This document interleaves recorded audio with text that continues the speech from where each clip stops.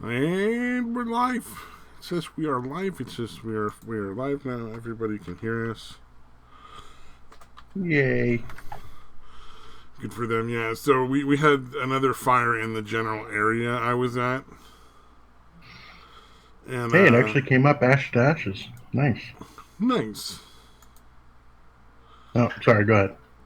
Oh, I'm kind of happy about that. It came out the correct title. That's a nice little improvement there. Oh yeah, it's the what do you call it? The title. That's a nice. I had a fire, the Yeah. Kincaid fire. It was nearby, and so they evacuated a whole bunch more people than they really needed to at any point. Mhm. Like, how close was the fire to where you live? It got to like 15, 20 miles, and then that's when they evacuated. Mm. So, like, it just doesn't seem like. It's kind of close, but I mean, it's not like it's a fire that's going to hop in a car. I mean, it's fucking takes a Yeah. while, even for a fire to make up They 15, 20 miles. they evacuated a little early for everybody, and what that did make a lot easier was fighting the fire when it got into like the nearby towns like Windsor and Healdsburg, where you actually should have evacuated if you were in Northern California during the Kincaid fire. But Right. like that's because shit was burning down there. So like, well, Yeah. yeah. Yeah. But it meant that they had no people. I think there were no fatalities with the Kincaid fire, whereas like the last one was like 22 or something. Right. And also they got the fucking livestock out, so people actually had time to get like their cattle and their fucking sheep and their goats and chickens and shit, and like get them out and taken to various shelters that were set up for livestock, which was kind of nice because there's a lot of farming in this area. Yeah. Like, there's a lot of That's wine, good. but there's also a lot of farming, like, just in general. Yeah. I That's have no way of good. contacting Satan to tell him to get his ass in here. Of Oh, course, he's on yeah. idle though. Mm. I'm not. You know what? I'm gonna have to start like shilling Peanut Pinoid's videos on his Discord. You know he's such a fan. Oh, Oh, fuck. it's so tempting. Oh my god. But we stayed in a hotel for like three or 4 days because what we evacuated Saturday like 4 a.m. Sunday morning, like Saturday night, essentially. Wow. Like I got to sleep, and then somebody tapped on my door and was like, "We gotta go. We're evacuating." And I'm like, "Oh, fuck off! Can we do this tomorrow?" Like, not. And now, like the next time around, I don't think I'll go when they say, to be honest, because they've clearly shown that like our power didn't even go off. Yeah, that's fucking So nuts. yeah, I Yeah, you would probably think they won't. would at least like do it in stages or something. Like, okay, the one's closest, you're going to evacuate. The rest of you, They did do it in wait stages. 12 hours. They Oh, did they do it in did. Okay. stages, but at the same time, like we had record strong winds, but it was so far away from where we were that there was no reason for us to leave. It was Yeah. just, it was overcautiousness, and I get it. Better safe than sorry, but nonetheless, it was not like they really, I think, went way too far. If Yeah. not with us, then with like the four cities to the west of us that weren't even remotely close. Yeah. I Like assume like they're you might be able to smell the smoke there, but probably not. Yeah, uh, like those people were evacuated, and I know those people were pissed, rightfully so. yeah. Um, and I the assume hotel they're we stayed just so at, terrified of getting like sued for not evacuating everybody I or don't know. something. It's so fucking. There's so many things going on. Like supposedly, the first original fire, the Tubbs fire, which is the really big one that they showed all the fucking burnt down houses on the news, Right. which was like 2 years ago now. I think they're claiming it's PG&E's fault, but so far nobody's proven it in court. I guess. Hmm. I'm not sure what's going on. I don't know how that courtroom drama is being handled or playing out or whatever you want to call it. But like, just the whole thing is bizarre. It's Right. Well, they probably made some huge campaign contributions or something. well, and they started doing all the random blackouts, which they actually are giving credits out to everybody who lost power during the random blackouts, like a $250 credit. Yeah. I thought I'd read somewhere that California actually sells a lot of its power to like Nevada and other states. Is that true or no? I don't know. That's possible. I had heard like that's the main cause of the blackouts is that they fucking actually sell too much power to other places and don't keep enough for the fucking residents. But I haven't researched it enough to say that's fucking definitive. Oh, no, we But it wouldn't apparently surprise import me. more electricity than any other state, according to Wikipedia. Oh, really? Okay. So it's backwards.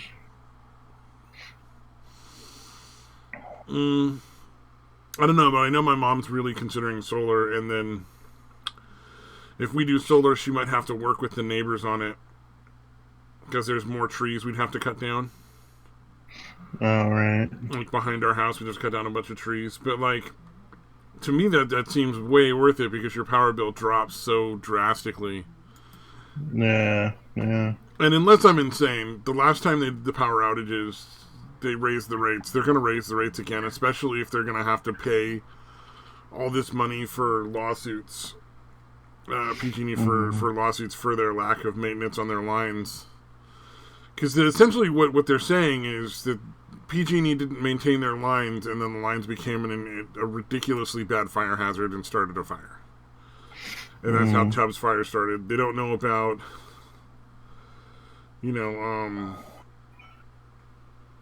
the Kincaid one this year or like the stuff that happened last year. But the other thing is California is prone to fires. So like I don't understand why people are like we're supposed to have them every year. And a big part of why they're as bad as they are is they haven't been doing enough controlled burns. They haven't been allowing the fire to burn out the leaf litter that builds up at the bottom of the forests. Right. And so if you have regular fires, that burns out fast enough that the trees usually don't catch. The older trees stay. Some of the younger trees might get lit on fire, and there might be a few places here and there, but mostly the trees don't end up burning down as well. And so, like, these ones are so bad because the trees are getting caught because there's so much leaf litter to like be kindling for that fire. Plus, in places where you have enough of it deep enough, the fire can actually travel under the bottom. Like it can smolder under the bottom and then kick up in other various places depending on how bad the weather is. Like how hot. Right. If there's not enough humidity. Yeah, I mean that whole area for fucking thousands of years, from what I understand, has been prone to fire. Yeah. Like I think if I remember correctly, the redwoods essentially don't generally drop their seeds until they can't there's drop a fucking their seeds fire. unless there's a fire. Yeah, they don't drop viable seeds unless there's fire. Yeah. Yeah, so it's actually essential to the fucking ecosystem. Yeah, it's normal. And the thing is, we've kept it from happening for so long, but we haven't had any of the controlled burns to deal with with why the fires are a necessity. Like the fire is a necessity because it builds up this detritus on the bottom of the fucking forests, and if you don't have fires on a regular basis, well, holy shit, the fire is going to be really bad, and a lot more people are going to die. Yeah, there's like 10 times the amount of fuel that there should be for the fucking fire, dude. Yeah. What should be a relatively harmless short-term event turns into a very long-term event that's very harmful to a lot of people. Yeah. But I don't think anybody's going to learn their lesson. I think they're going to fucking have fires for like maybe the next 5 years as it slowly burns out all the various areas that it needed to burn out. And then they'll fucking try to keep them from happening for like 20 years after that, and then there'll be another set of really big fires. Yeah, and just start the whole fucking cycle over again instead of just letting it burn like it naturally should. Yeah, I mean, if I remember correctly, I thought there were a bunch of fires in California in like the 80s and the 90s anyway, too. Yep, sounds about right.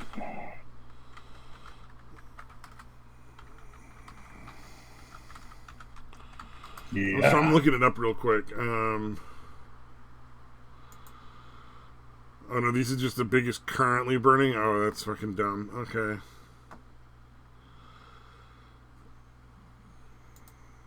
I'm just curious because, like, I'm willing to bet there's a lot that go. Yeah, it's like every 5 years. Let's see.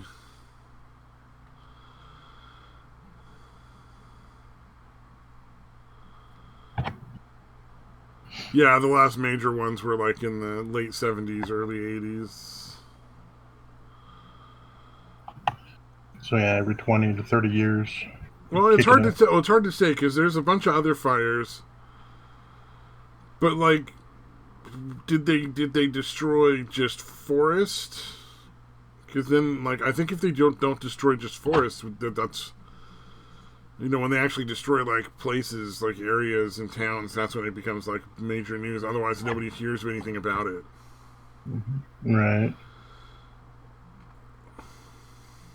But yeah, it looks like they're periodic. They're definitely not like all 1 year after another. Also, Wikipedia is fucking terrible. Yeah. It's a hit and miss for sure.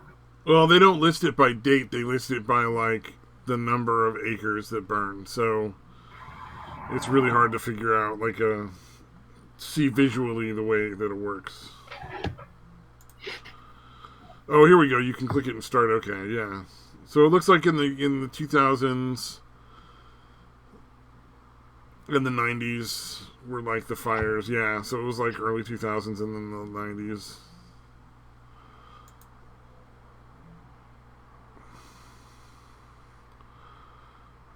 Yeah, I don't know, man. It's just California has fires. It's like California also has earthquakes. It's like it's just one of the things that you get a lot of here.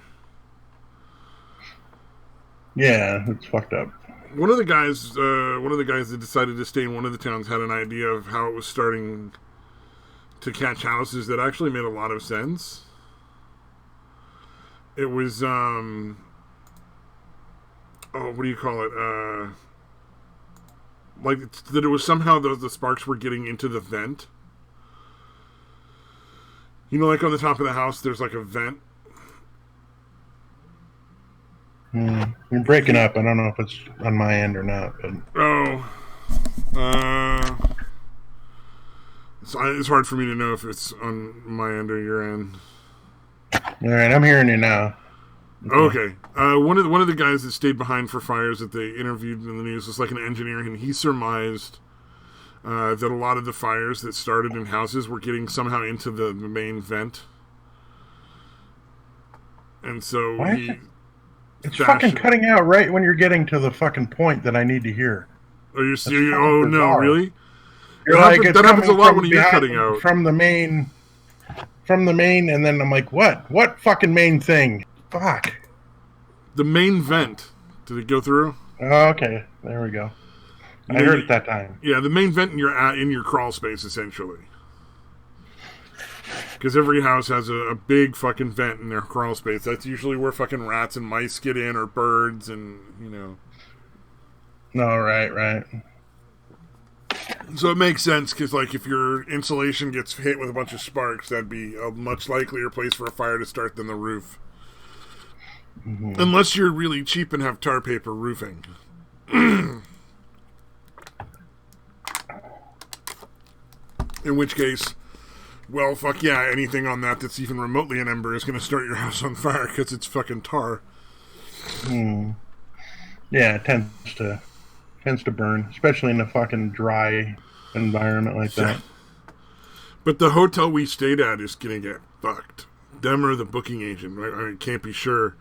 Because they raised their normal room rates, which are $100 a night, to $250 a night during the fire. And that's blatantly against the price gouging laws. Once the governor has declared a state of emergency, which he had like 3 days prior to that, you can't raise rates on things like hotel rooms, gas, food, water, medications. So, like, they can't suddenly charge twice for like a fucking ibuprofen.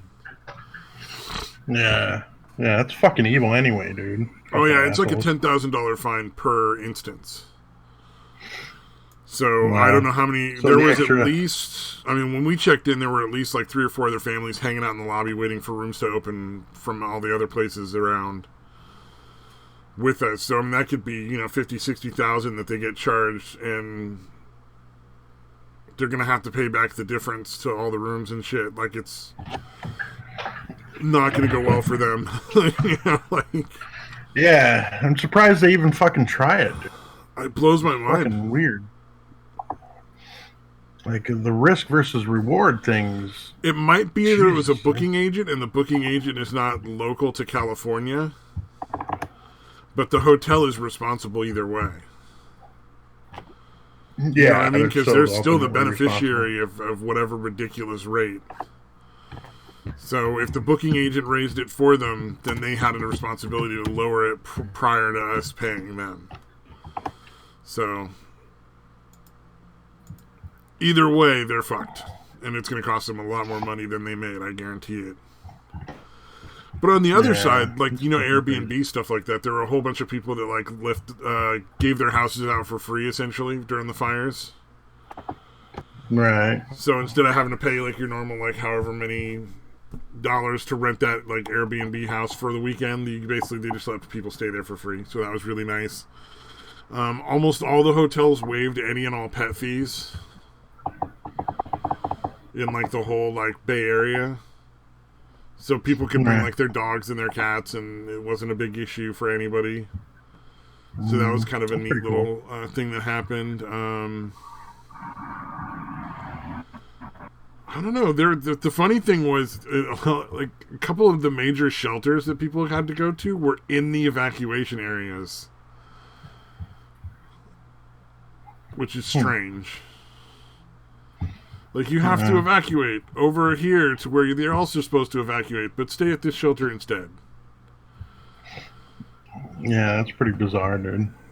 Because this whole area of square miles is not safe, but this particular set of square feet is. Yeah, no, it didn't make any sense at all. Because we found a bunch of maps. Like, one of the first things you do is you look for maps just to see, like, you want to get things that are as up to date as possible. So as soon as you're allowed to unevacuate and go back home, we found those, and yeah, that was pretty funny. Like, a lot of the shelters were in, like, evacuation zones. The clients had to evacuate from where I work. And yet again, this time and last time both, I didn't have to go to any other program to work. Like, the whole evacuation happened during my weekend. And was over during my weekend. Both times now. Which is hilarious. Yeah, that is pretty crazy. I mean, I feel bad for them, my coworkers, because they've had to deal with it every time. I've never had to deal with it once. Alright. Also, I found out my old boss is a fucking cunt. Because I was talking to the middle manager, who's a pretty decent manager, and she had been told the entire time by my manager that nobody wanted a bed for the overnight position. Wow. Despite the fact that all the overnights were both going like, hey, we would really appreciate, like, just a twin bed somewhere in here. There's this rickety-ass cabinet that nobody's using, and if you take that out, there's enough space to just put a twin bed in this office. And to be clear, the office is what was the living room and a kitchenette. So there is a lot of fucking space in the office. And, like, they're bringing in a couch right now to put along one wall of the office. So the concept that there was never any space for a bed never made any sense. And I guess it was just my fucking boss from the first 2 years being a fucking cunt and not wanting to fucking get a bed in there.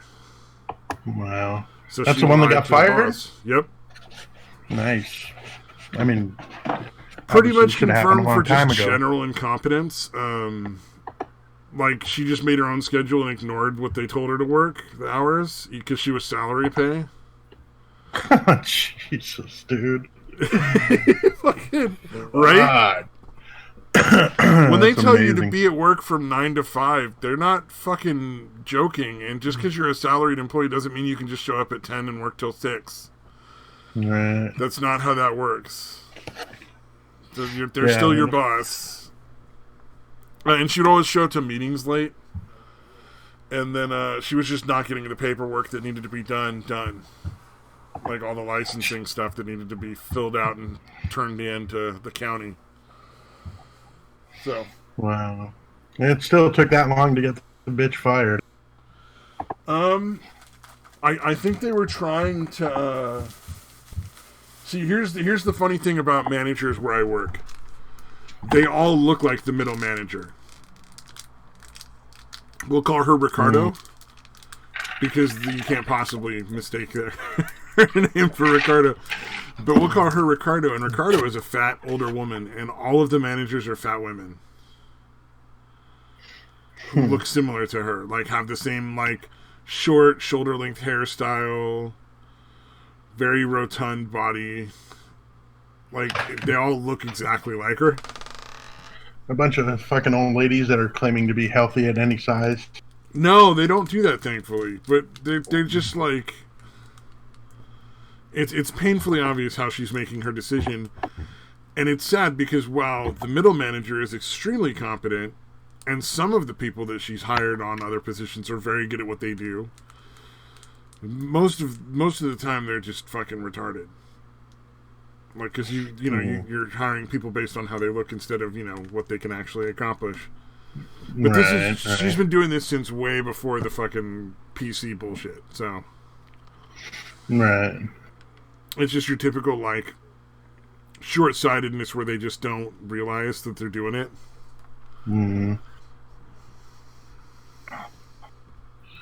So is it like a bunch of minority hires, you mean, or that kind of shit? Like people that were hired because of their diversity instead of their qualifications? No, just picture like a short, fat woman who's the middle management, and then all of the regular house managers get hired are short, fat women. So she's trying to be the prettiest short, fat woman? I don't know what it is. I think she just hires people that look like her. It's so funny. Wow. I mean, short of, the fact that I'm not short and I don't have, like, technically, real woman titties, I probably would qualify for management. And I wouldn't be surprised if I applied if they hired me. They actually hired a guy for our house now. Which is interesting because our house is all men. It's men only. And so, like, I have always thought it was funny that they would never allow a man to be the manager of the women's only program we had, but the men's only program had a female manager. And this guy seems like, I've met him once, he seemed alright. We'll see how it goes. He seems like he's pretty competent. That's good. He's got like 20 years experience in the field, so he's not like, they didn't just hire some rando.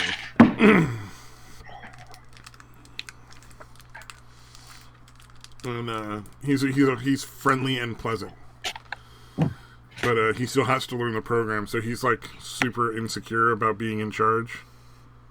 All right. Which hopefully doesn't last too long because you got to either be the boss or not the boss. You can't be both. Yeah, I would imagine, especially if you're coming into a place that if you're hiring from within, promoting from within, then obviously they know how shit works. But yeah, if you're coming into it cold, even if you have the experience. Yeah. You got to learn how shit works at that particular place. But if it drags on, if it's like fucking, months from now and he's still fucking being indecisive, then that's going to, fuck shit up. That's why I figure we'll see. I mean, he's only been there for like a couple days, and he basically started like just after the fires. Like, he was with his old company long enough to evacuate those programs, and then when his first day working at our program, he had to shuttle people back and forth to take like showers that had evacuated because they evacuated them to another program that we own, but that didn't have power. All right. Yeah, it was fucking like the whole thing was a shit show, which I'm really glad I missed.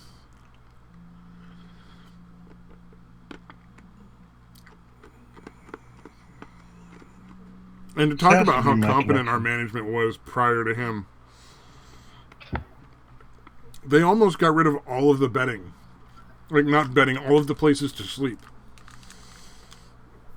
Like, they threw away the pull-out couch that had the mattress I slept on. Because I would basically roll out like a bedroll that had like 3 different layers of stuff that would keep me off the floor, and then throw the mattress on top of that. It was like sleeping on a bed. You know, there's enough cushioning. You could sleep on your side. You could sleep on, you know, your back, your front, whatever. It was plenty. And then they also threw out the little love seat that the other guy slept on in the main office. Luckily, one of my coworkers saved the mattress, so I had that. And then they just bought like a futon. But supposedly now they're getting a like an actual bed. So we'll see. It'll be interesting. I suspect my coworker will like walk right back out the fucking door tonight. Because he has a thing about not sleeping on the floor. But if you take the 6-inch, or it's like, you know, it's like an 8-inch thick futon, and you put the other little mattress that's there on it, you have a twin bed that's like 10 inches of foam. So like, you're not really sleeping on the floor. You're pretty comfortable. But I don't know. We'll see. Good luck with all that. Yep, crazy fucking shit. Crazy turmoil. I can't think of anything like really interesting that's going on right now in politics other than the fucking nonsense over like trying to impeach Trump. But we all know that's just a dog and pony show. There's no fucking traction there.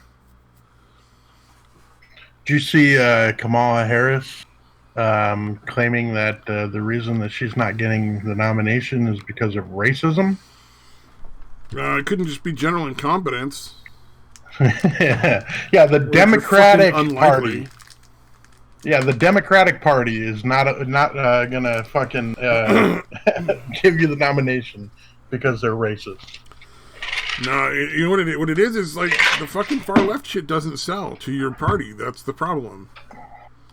I don't understand how they keep thinking that shit's gonna sell to the main party. Like, yeah, there's gonna be like some offshoots, and she had a small percentage of people behind her, but it's just not enough. Like, there's just not that far left shit just doesn't sell. Yeah, not to the masses. Like I said, it does great in California. Fucking New York even. But yeah, there's by definition the fucking radicals are gonna not be a big part of your percentage of your fucking party. Yeah, well, and also like if your platform is like let's get rid of borders and take away guns, people are like that's just gonna start a civil war. Yeah, most people are fucking smart enough to think things through to their logical fucking conclusions. Well, and everybody's so angry right now too. It's like, how could that not start a civil war? Like, in what world does this, does that play out well for everybody? I predict the civil war plays out due to the fact that Epstein didn't kill himself. Oh God, I hope they could prove that. What's up, Mr. Samaj? Samaj, the Canadian. Yeah, it could be worse. Can we offer you our condolences? Yeah. Yeah, it could re-elect a fucking totally incompetent person as your president/prime minister guy. Honestly, if I had to give my theory, I don't think he did get re-elected. I think it was meddling. Mostly because we had provincial elections, like because each province has its own, government body, if you will, and they still answer to the federal government, that kind of stuff. The last election, the provincial elections, it was like conservative all the way through the entire country. Yeah, it went like almost all blue, which like here in Canada, blue for us is conservative. So it was like that's usually a sign that when the federal election happens, you'll probably see an echo of that as well. But it didn't go that way. It was actually so fractured that, like the Liberal Party just won, but the Conservative Party won about the same amount of seats. And then there's another party called the NDP, and they won very close to the amount of seats as well. I'm like, we're fractured three ways, and nothing hinted that at all. We had no reason to think that, and we had every reason to think the Conservatives were going to win in a landslide. So how the fuck did this happen? I don't know. Do you think that third party could have been the cause? Like, if it was only the two, like there was only two main parties, he probably would have lost badly. It could have been. It could have been that. I'm not sure. Like in Canada, we have more than just like three. We have a bunch of different parties, but most of the smaller parties never get in. And considering that the wave of conservatism throughout the country is so massive right now, because we actually have two conservative parties, and the other conservative party, which is a new one, was just skyrocketing in popularity, as far as I can tell. So we had, at the very least, I mean, the conservative vote probably could have been split 50-50, or at least something like that. At least the other party should have gotten at least a couple of seats, but they didn't get a single one, not one. I'm like, but they're incredibly popular. How did you not even get a single one? Unless, of course, people were trying to vote strategically, which could have happened. But nah, if you saw the map of how, like, by the political color scheme, if you will, the country looks like we're just shattered. My province in particular, which is like really conservative right now, the big talk right now is actually separating from Canada. So I don't know. In who knows how long it could take? Maybe there's a referendum happen, or who knows what. I could end up being an American. So, I get carried away, dude. Well, I mean, look, Alberta is the biggest thing of the biggest province that finances the majority of the country is Alberta. And that's because we have oil. We have a lot of oil. So if we separate, I'm pretty sure America's going to take us. Oh yeah, fucking A. Or at the very least, we'll be an independent country within this country. I mean, do you like shooting stuff and lighting fires? You know, I've always wanted to try it. I think that's all you need to become American, in my opinion, really. Yeah, I'm willing to give it a shot, man. I totally am. People, Alberta is where Calgary is, right? Yep. Okay. Calgary. Last time I checked, it was labeled the cleanest city in the whole world. Nice. Yeah, I know. That was quite something. What's the CFL team? Is it like the Rough Riders or something like that? Oh no, that's our football team. Yeah. Oh no, wait, maybe it's Saskatchewan. It's the Rough Riders. I don't know. Sports. Oh, okay. Yeah, no, Saskatchewan's the Rough Riders. Stampede? Is that right? The Calgary Stampede? The Calgary Stampede is the fair that goes on. Oh, the big I'm thing gonna that goes shut up on now. Yeah. It's quite clear I have no idea what I'm talking about. So it's okay. I don't know sports, so I don't know those things either. I'm trying to think. We have football teams, and we have hockey teams, obviously. Like there's the Calgary Flames and the Edmonton Oilers. Is hockey popular in Canada? No, I'm just kidding. Yeah, you did know. Our national pastime is hockey. I actually really like hockey, dude. I don't watch it as much as I used to, but they also do curling. Toughest athletes on the planet, in my opinion. Yeah, we have curling. Yeah, like actual curling teams and stuff too. I mean, like not like yeah. We have gold medalists in curling here. Yeah, we have Olympians in curling. A little ice sweeping thing, dude. Okay. Yeah, I don't know. I mean, it's surprisingly it's grown in popularity. I don't know why. It really has, dude. Yeah, like the last couple of Olympics, it seemed like they pushed it a lot. They did a lot of coverage of curling. I don't know if that was because of the demand or the demand followed that or what, but yeah, it's pretty crazy. All I know is that it grew in popularity. A lot more people are watching it. I don't know what that's all about. So we'll see. It's old people that like shuffleboard. It's like ice shuffleboard. That's what I thought too. I'm thinking it's something along those lines.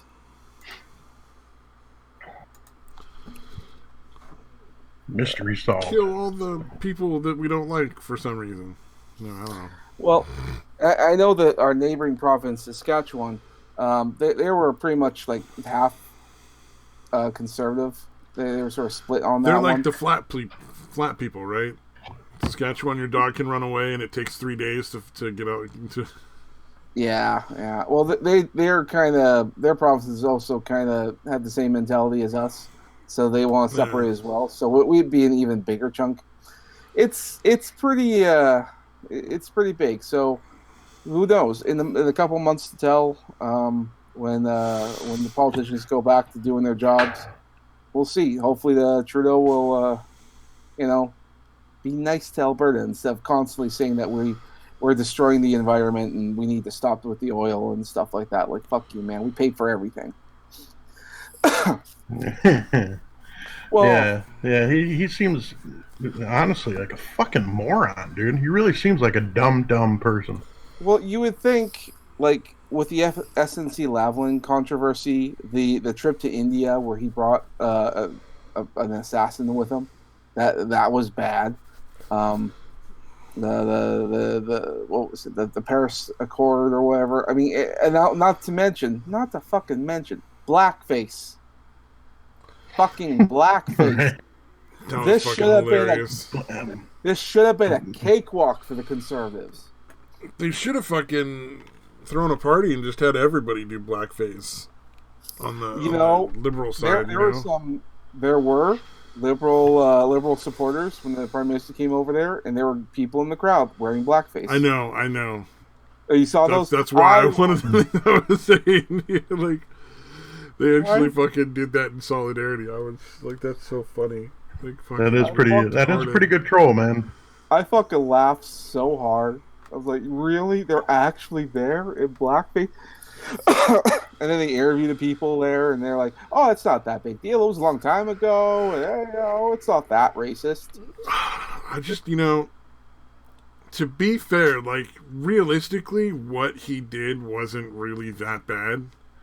He just dressed up in, like, Halloween costumes that some people might consider to be in poor taste, which isn't really blackface. At least not in the respect of, like, the racist historical what blackface is. Well, we're talking the guy who covered every bit of exposed skin black. Yeah. Also putting in an extra long dildo in his pants that you could see. Oh, the dildo thing? That I did not know about that. He did a dildo. That's a whole different fucking ballgame. That's a fucking commitment. Oh, dude, it gets worse than that. He went on, because this is when he was like a teacher in high school or something, because he's a part-time drama teacher, and he goes on stage, he's singing Deo. Okay, no, that's actually blackface. Never fucking mind. Because most people just dress in like a Halloween costume and they're like Michael Jackson or something, and they're like, before he was white. And it's relatively funny and not like super racist. He went the full mammy fucking. Oh yeah. That's the full mammy. You can't do that. That's a whole different fucking ball game. And it was worse because it turns out he did it 3 times. Damn. No, there was that one time. Then he did it at 2 other parties. So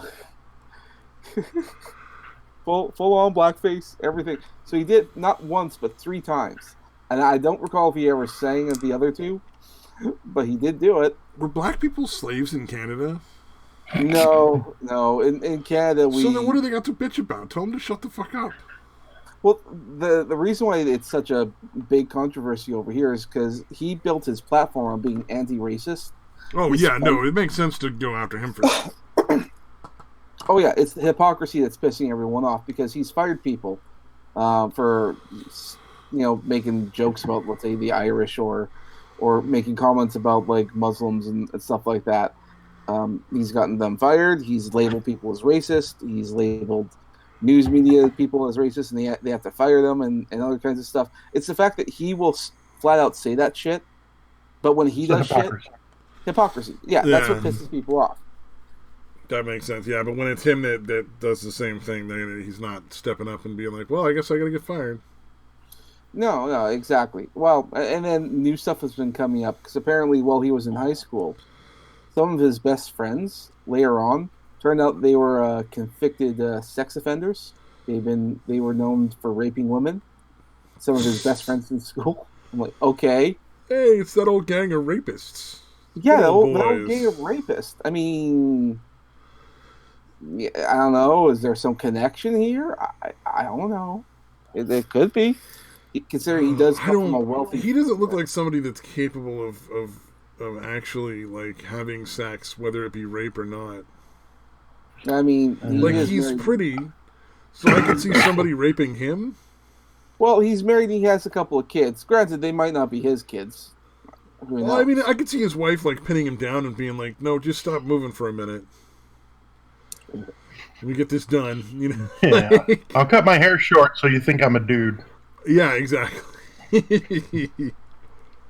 I mean, the holes are really close. So, you know, you just gotta convince yourself you're in the other one.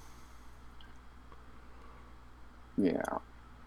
Well, in their current state right now, like minority governments don't last very long. I think the last time we had one was back in 1993, and there was a liberal minority leadership then as well, and the prime minister at the time stepped down, and so someone else from the Liberal Party took over for the remainder of the term, which was like 2 years, because it's 4 years here as well. So, but that was also I can't remember her name, but she was our first female prime minister. But she got the job because her boss stepped down. So it's not you didn't really get elected, but I mean she's there as a technicality. She's technically our first prime minister, female prime minister. Oh, you know, that's best way for it to happen. It's somewhat progressive, I guess. I don't Well, know. the only countries that women actually rule like entirely never got past like the fucking Stone Age. So Mm. I mean, there have been women in power. I mean, look at Germany with Angela Merkel. And oh no, I'm just talking about there are countries where women were the ones who ran it the whole time and they never got past the Stone Age. yeah, Where the men things are don't like always. the domestics and the women are like the ones that go out and do the hunting. Yeah, it doesn't really go that well when women Yeah, are in charge. And this isn't sexist; it's just historical. It's just it's never panned out very well. I just know reality. historically. Yeah, I mean, well, look at the Spartans. Not everyone knows this, but the Spartans, like the men out there who always go out there and fight wars. The reason why there was 300 of them is because their numbers whittled down that much because the women are in charge and the women are constantly starting wars. So the men have to go out there and fight, and that's why they always looked as buff and muscular as they are because they're constantly fighting. Mm. Because the women are fucking telling them to go fight wars for them. Well, the meantime, they're staying at home in Sparta. They're getting fat and having affairs and stuff with other people. So yeah, I mean, we look at the Spartans as big manly guys, but they were like history's biggest cucks. Damn, Yeah, I mean, when I learned that part, like, really? I didn't know that part. All right. those poor bastards. Like, not only did they go to like fight this fucking like hopeless war, And like they their eventually, fucking wives were cheating and shit. well, yeah. I mean, they eventually just got exhausted. Their numbers got too small. I mean, yeah, constantly fighting. Yeah, you'll bulk up like crazy and you'll be intimidating as fuck, but you'll be tired at the end of that. You're done for. So, That's a trip. it is. It is. It makes me. I know. I've never gone back to watch that 300 movie ever again. I liked it back in the day, but I'm like, I can't. I watched it once. It was a good movie. I don't know that it really had a lot of rewatchability though. It's got some. I honestly enjoyed the spoof movie more than I enjoyed the actual movie 300. Oh, I the spoof wanted. was fucking great. I Yeah. feel like I What was wanted that? like the spoof movie, but my God, there were so many references to American Idol. It was ridiculous. Mm.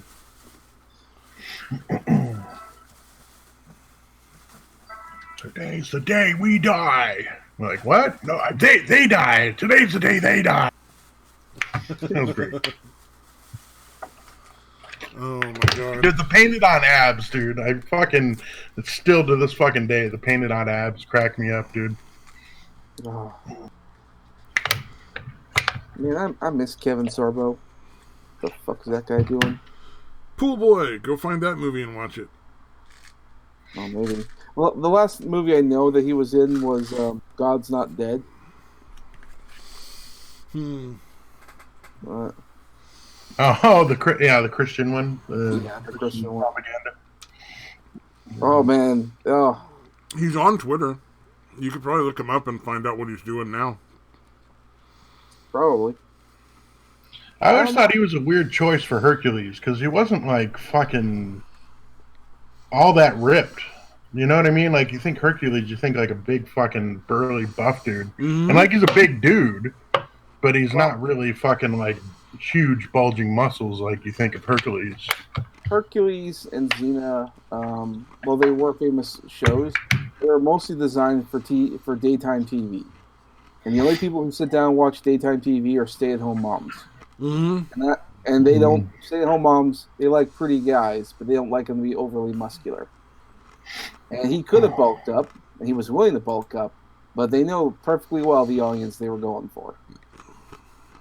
So, and then they tried to sell it for kids. There's like an animated movie that went on DVD for a while. I don't know if you ever saw that. No, I don't think I have. Hercules and Xena, the animated movie. Yeah, it was supposed to be like a pilot to eventually spin off to a whole TV series, but it didn't pan out. I wonder why. Yeah, weird. Yeah, and then they tried again with young Hercules. That bombed horribly. It's like, go figure. That's shocking. Well, didn't they get like 8 or 9 years out of it? Hercules? I think so. Hercules and Xena, they went on for a while. I think Hercules ended first. But, you know, if you've done a TV show for long enough and it goes through syndication, yeah, you don't really have to do anything else ever again. So Hercules and Xena both got 6. Oh, okay. What was the other show that Sorbo was on with that one, like, I don't know if he was Indian or Hawaiian or what, but like his boss was like, was it Renegade or something like that? Are you talking about the sci-fi show? No. He was on a show that was kind of like Star Trek in a way. It was called Andromeda. No. This was one where he was like a bounty hunter or something like that. Hold on, maybe it's not even Sorbo. Maybe I'm thinking of something else. Oh, maybe. Let me look it up. Sorbo did 2 Walking Tall movies. Oh, okay. So he took up the role that The Rock put down and made a couple of sequels to that. Huh. Well, I mean, he still works. So. Let's see, 2019, The Reliant is down as what he's working on right now. I guess it hasn't been put out yet.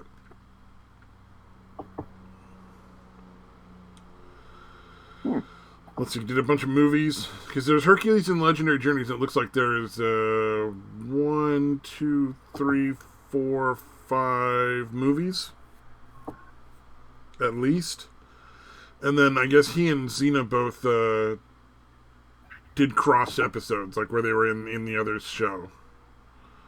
Mm-hmm. Oh, then there was the animated Hercules and Xena movie. Let's see. He was on 2.5 Men for a couple episodes, apparently. Pool Boy drowning out the Fury? What the fuck is this Pool Boy thing? Oh, are you talking about Hawaii Five-0? No. Okay, because he was in a Hawaii Five-0 2010 series. No, the show I'm thinking of, he was like, it was him and the other guy that I'm talking about are the main actors. Although now I'm thinking that it's not him because I'm not seeing anything. Oh, he was in 3 episodes of Supergirl, the new series, the 2015 one. Let's see, and he does a lot of Skylander stuff, but he's obviously working pretty steady. Okay, yeah. Yeah, he's doing all right. Good. He's just not in the main movies or anything anymore. I guess he doesn't really have to be. I mean, he made his money doing the whole Yeah, he probably made fuck you money on Hercules, and then because like the first season, I'm sure he didn't make a great amount, but then the second, third, fourth, that's when you start making more and more, and then by the sixth season, I'm sure he was making fat cash, and then that plays. That's probably still on TV somewhere. Like he's probably still getting checks from it. Yeah, and then he doesn't really have to do much of anything at that point because like once you film enough episodes and you go through the syndication. And that's when I think it's called syndication. It's when you get checks for reruns. Yeah. Yeah. So that's when he why, was popular enough that he's steadily worked in film and television since. So like, I'm sure he's spent more than enough time making tons of money off of just cameos and fucking little movies here and there that he actually wanted to do. I figured out who I was. Oh, yeah? Oh, sorry, go ahead. Go ahead. No, I'm curious about who you were talking about. Lorenzo Lamas. Ah, Lorenzo Lamas. Okay. Yeah, that guy's fucking... That's a fucking flashback right there. Yeah, for some reason I was thinking it was... But what was he in with Lorenzo Lamas? What? What was he in with Lorenzo Lamas, or were you just getting him mixed up I with Lorenzo was confusing Lamas? Kevin Sorbo. Oh, okay. Yeah. So what was the show that Lorenzo Lamas did that you were confusing? It was called Renegade. Oh, okay, yeah. Okay. Yeah, it was a show. Basically, hold on, let me see exactly. I thought it was like a bounty hunter type thing. I don't know. Yeah, I think you're right. Police officer who's framed for a murder he did not commit. Real fucking original. Goes on the run, joins forces with Native American bounty hunter Bobby Sixkiller. And that was the guy I was thinking of. I got that guy right. Yeah, Lorenzo Lamas was one of the original mullet guys. The fucking trench coat. Trench coat mullet combo. I think he copied it from fucking Chuck Norris. The fucking mullet trench coat combo. All right. Because I think that's who popularized it first, and then it never should have gotten popularized, but I guess Chuck Norris pulled it off. Yeah. Fucking Billy Ray Cyrus. They all fucking contributed to that shit. Or a fucking, what's his name? The fucking Muscles from Brussels. A couple of his action movies, he had the fucking mullet trench coat combo. A couple of his action flicks. Van Damme? Yeah, Jean-Claude Van Damme had that in a couple. One, most notably, the one where he played the good guy, or the twins. One of the twins had the mullet trench coat thing, and the other guy was like clean cut. Did they really do that? You did? Wow. It's called double. I want to say it's called Double Trouble. Hold on a second. Most likely. Double Impact. Oh, okay. I think I vaguely. I can't. Every time I think of Van Damme, I think of Hard Target, which I don't know if you guys remember that movie, but the fucking greatest thing about it, and the thing that always fucking comes to mind is he would fucking he would shoot the guys, right? Like double tap them, shoot them a couple of times, and then do a fucking roundhouse kick and kick them in the head. Yeah, like he would shoot them twice, bam, bam, and then fucking kick them. The best part of Double Impact, there's numerous times where one of the characters Jean-Claude Van Damme plays will rack a round into the chamber, ejecting an unshot bullet out of the gun before shooting at bad guys. Oh god, they're so fucking awesome. You literally see a fully unshot bullet in the fucking shell pop out of the gun, and you're just like, what the fuck? And it happens multiple times. Wow, that's fucking great. And you're just like, that makes no sense. Like, somebody should get shot for that. Like, yeah, I mean, you think of how many people that got past, like editors and fucking, you know what I mean? Didn't notice multiple occasions of an unspent round getting fucking rocketed out of a fucking gun. That's fucking great. Yeah, it is. Double Impact is like the penultimate Van Damme movie that has all the funniest shit in it. Like, there's a bunch of Van Damme movies that are great, but this one was one of the, like, craziest. And then, of course, there's the one that everybody should know is Bloodsport. And, that was his original one, wasn't it? Like that's the one where he played Frank Dukes or whatever it is. Yeah, I vaguely remember Bloodsport. Yeah, he fought the big Asian dude. Yeah, and then along with that one is Lionheart is another good one, where he plays like a foreign legionnaire who what do you call it? Takes off, deserts from the military. He deserts from the French Legion or whatever. Yeah, is that the one where he's wearing the beret the whole time? I think he is when he's in the military, but not out of the military. Oh, okay. And so he deserts because he has to go take care of his dead brother's wife and kid and wants to fucking help out. And then finds out that it's really hard to earn money in New York because that's just the standard plot twist that always happens in New York. And ends up getting into like fucking the underground fights. And then there's the one really big fucking mutant looking dude who just like fucking kills people in these underground fights. Yeah. Like it shows him like grabbing a dude by the legs and fucking making him do the splits, and he just fucking like dies or whatever there for some reason. I remember that shit. Yeah. Fucking ridiculous. I don't really remember Van Damme all that much because I was never like I didn't get a chance to watch that many action movies when I was younger. But the one I did see because I had to see it because it was based on a video game was the Street Fighter live action movie. Oh God, I forgot. Didn't he play Guile in that? Yeah. He the played fucking Guile. American soldier is played by fucking the muscles from Brussels who can barely fucking speak English. Yeah, that's what got me. And then, of course, he's wearing like a beret the whole time. I'm like, dude, where's your fucking crop top? Yeah, what the fuck? You know what? Still my favorite Guile person to play Guile. Still my favorite person to play Guile in any sense or anywhere is Joel McHale in the Pete Holmes sketches, the Street Fighter Red Tape. I don't know if I've ever seen that. Dude, it's fucking hilarious, dude. I gotta post that in the fucking... Maybe I'll post it in Discord. But so, yeah, it's just funny because he like goes in... Because you know Guile has a fucking... he has an American flag tattoo on both shoulders. Like he's going in, yeah, America! And then all of a sudden, out of nowhere, he starts trying to start a USA chant. USA! It's like, dude, we're in an office building. Nobody wants a USA chant. Yeah, it's the wrong time, the wrong time. Oh, there's multiple Street Fighter movies. Yeah. But yeah, these are sketches. Yeah. I'm just saying, like, there's a series, the Street Fighter Assassin's Fist, and then there's Street Fighter 2, the animated movie, the one we talked about, obviously, with Jean-Claude Van Damme, and then there's Arena of the Street Fighter is another movie. And then there's a Chun-Li film, too. That one actually wasn't bad. It wasn't great, but it wasn't bad. It's still bombed in theaters. Oh, it had Michael Clark Duncan in it. See, like Street Fighter 2, the animated movie, like the anime movie that they had going there, fucking love it. To this day, I still watch it every now and then. Well, that's how they should have done all the Street Fighter movies, to be honest. I think they just saw Mortal Kombat and were like, we can do that too. And like, nah, Mortal Kombat is unique.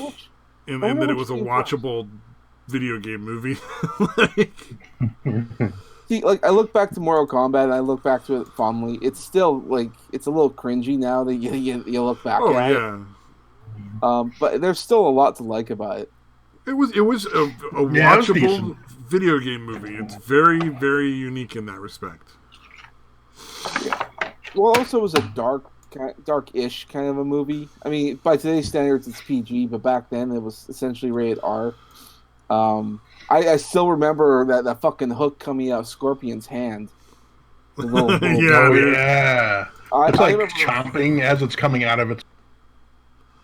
Oh, so fucking gruesome. That fight in that peach, in that, what is it, like a peach grove or a fucking cherry grove? Whatever the fuck it was. Yeah, him and Johnny Cage, right? Were the ones fighting? Yeah, I remember that fight. God. Yeah. When Scorpion was on there, I was just giddy. I was happy. It's like, well, because he was my favorite character in Mortal Kombat. But then I'm like, oh god, I don't care if he dies. He's so cool. Get the fucking skull at the end. The fucking breathing fire and everything. Like, there's a reason why I love the first movie. There's also a reason why I hate the second movie. That was terrible. Oh man, I had to watch a lot of fucking terrible movies while I was evacuated, and one of them I actually got a little offended at a scene. I'm trying to think of the name of the song of it, but you like More Than Words, I think it's called. Oh Jesus! You know that song? More than words. Yeah. Baby, how I feel. Sorry, I can't. They were claiming that was the song that would suck ass if you had like a high school dance. Mm. And I was like, fuck you people. That's a great song. Especially for like a high school dance. That's like, oh man, that just takes me right back to the fucking 80s, man. You can't turn that as the bad song for a high school dance, you fucking bastards. Alright. And then the good song was some feelings. techno fucking piece of garbage. I was like, no, you people got it wrong. The show itself is great. It's just that one little comparison. I was like, oh, I'm a fucking... Fuck you people, you suck. You have terrible taste in music. Oh, God, what was the name of that show? That was actually a fairly... Like, Netflix has got some pretty decent shows. The Wu Assassin was fun. I watched... the new season of BoJack Horseman just came out recently. I actually like that show. I don't know if anybody else has watched it. I don't think I've seen it yet. Yeah, it's got a lot of like, it's got some lefty nonsense, but it's also got a lot of shit mocking lefty nonsense. Well, that's fine. Yeah, so, if you're gonna make fun of, just make fun of everything. That's what I think everybody wants. No, just people don't want just like you're only allowed to make fun of this very narrow set of things, and only if you're doing it in a political fashion that further pushes this particular idealism. You know what I mean? Like, yeah. Everything should be free to make fun of. You know, that's the whole point. Well, if you're a comedian, I mean, nothing should be off limits if you're a comedian. Or in any kind of medium. That's my opinion. And nothing should be off limits in every medium. Well, fair enough. I mean, I think if you want to make art, you should be allowed to make art. That's part of the beauty of freedom of speech and all that.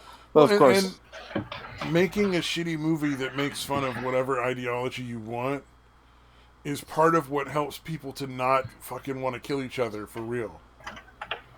Mm-hmm. Like, that's just a basic concept. Like, you gotta have that fucking vent. Well, and being able to laugh at something, it's great therapy. I mean, you take something that's horrible and just learn to laugh at it. Or less scary. Fucking take out all your anger and rage in a video game where you get to go out and fucking just like kill things, you know? Well, I mean, the more violent video games get, I mean, the less bullying and actual fighting in schools are actually occurring. I'm not saying they're connected, but there's enough evidence to suggest that might be connected. There's a reasonable preponderance of evidence to suggest a correlation, though none has been yet proven. Exactly. But it's a good place for people to vent, and usually people that vent by going and playing like violent video games don't go shoot people up, don't go hurt people. You know, it's because men have to get out aggression. Like, that's definitely, like, women should too, but men absolutely have to. The only problem with women is that they have a harder time finding vices for that stuff than men, because women don't. They show aggression, but I mean they show aggression in a different way. It's usually with gossip and character. Yeah, and that's because women are social animals. They need to socialize, and it's passive aggression. One might exactly. say. Well, that's there. Yeah.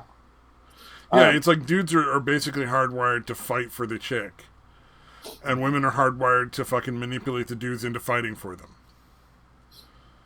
You know, it's like, you know, I mean, that's just how it is. And also, like, going to the concept of the video games maybe helping lowering men's aggression, which can be a real thing. There's also some correlation that porn is connected to the fact that we're having lower and lower birth rates. Also, why men aren't dating as much. It's like, I could get off of porn. You know what? Frankly, porn is safer right now. Yeah, I've heard HIV rates are actually going up. Well, HIV rates are going down, and I mean, just birth rates are going down. The amount of like here in Canada, last time I was looking at the relatively study, I mean, majority of most men in this country are single, Yeah. and and like Mm. women out there, they're so desperate to get something that a lot of women who aren't lesbians are turning to other women because they need companionship of some kind, and they're not getting it from men, Well, because they which is not a good fucking sign. the I men think I'll. can't give them affection without being called like rapists and fucking being arrested.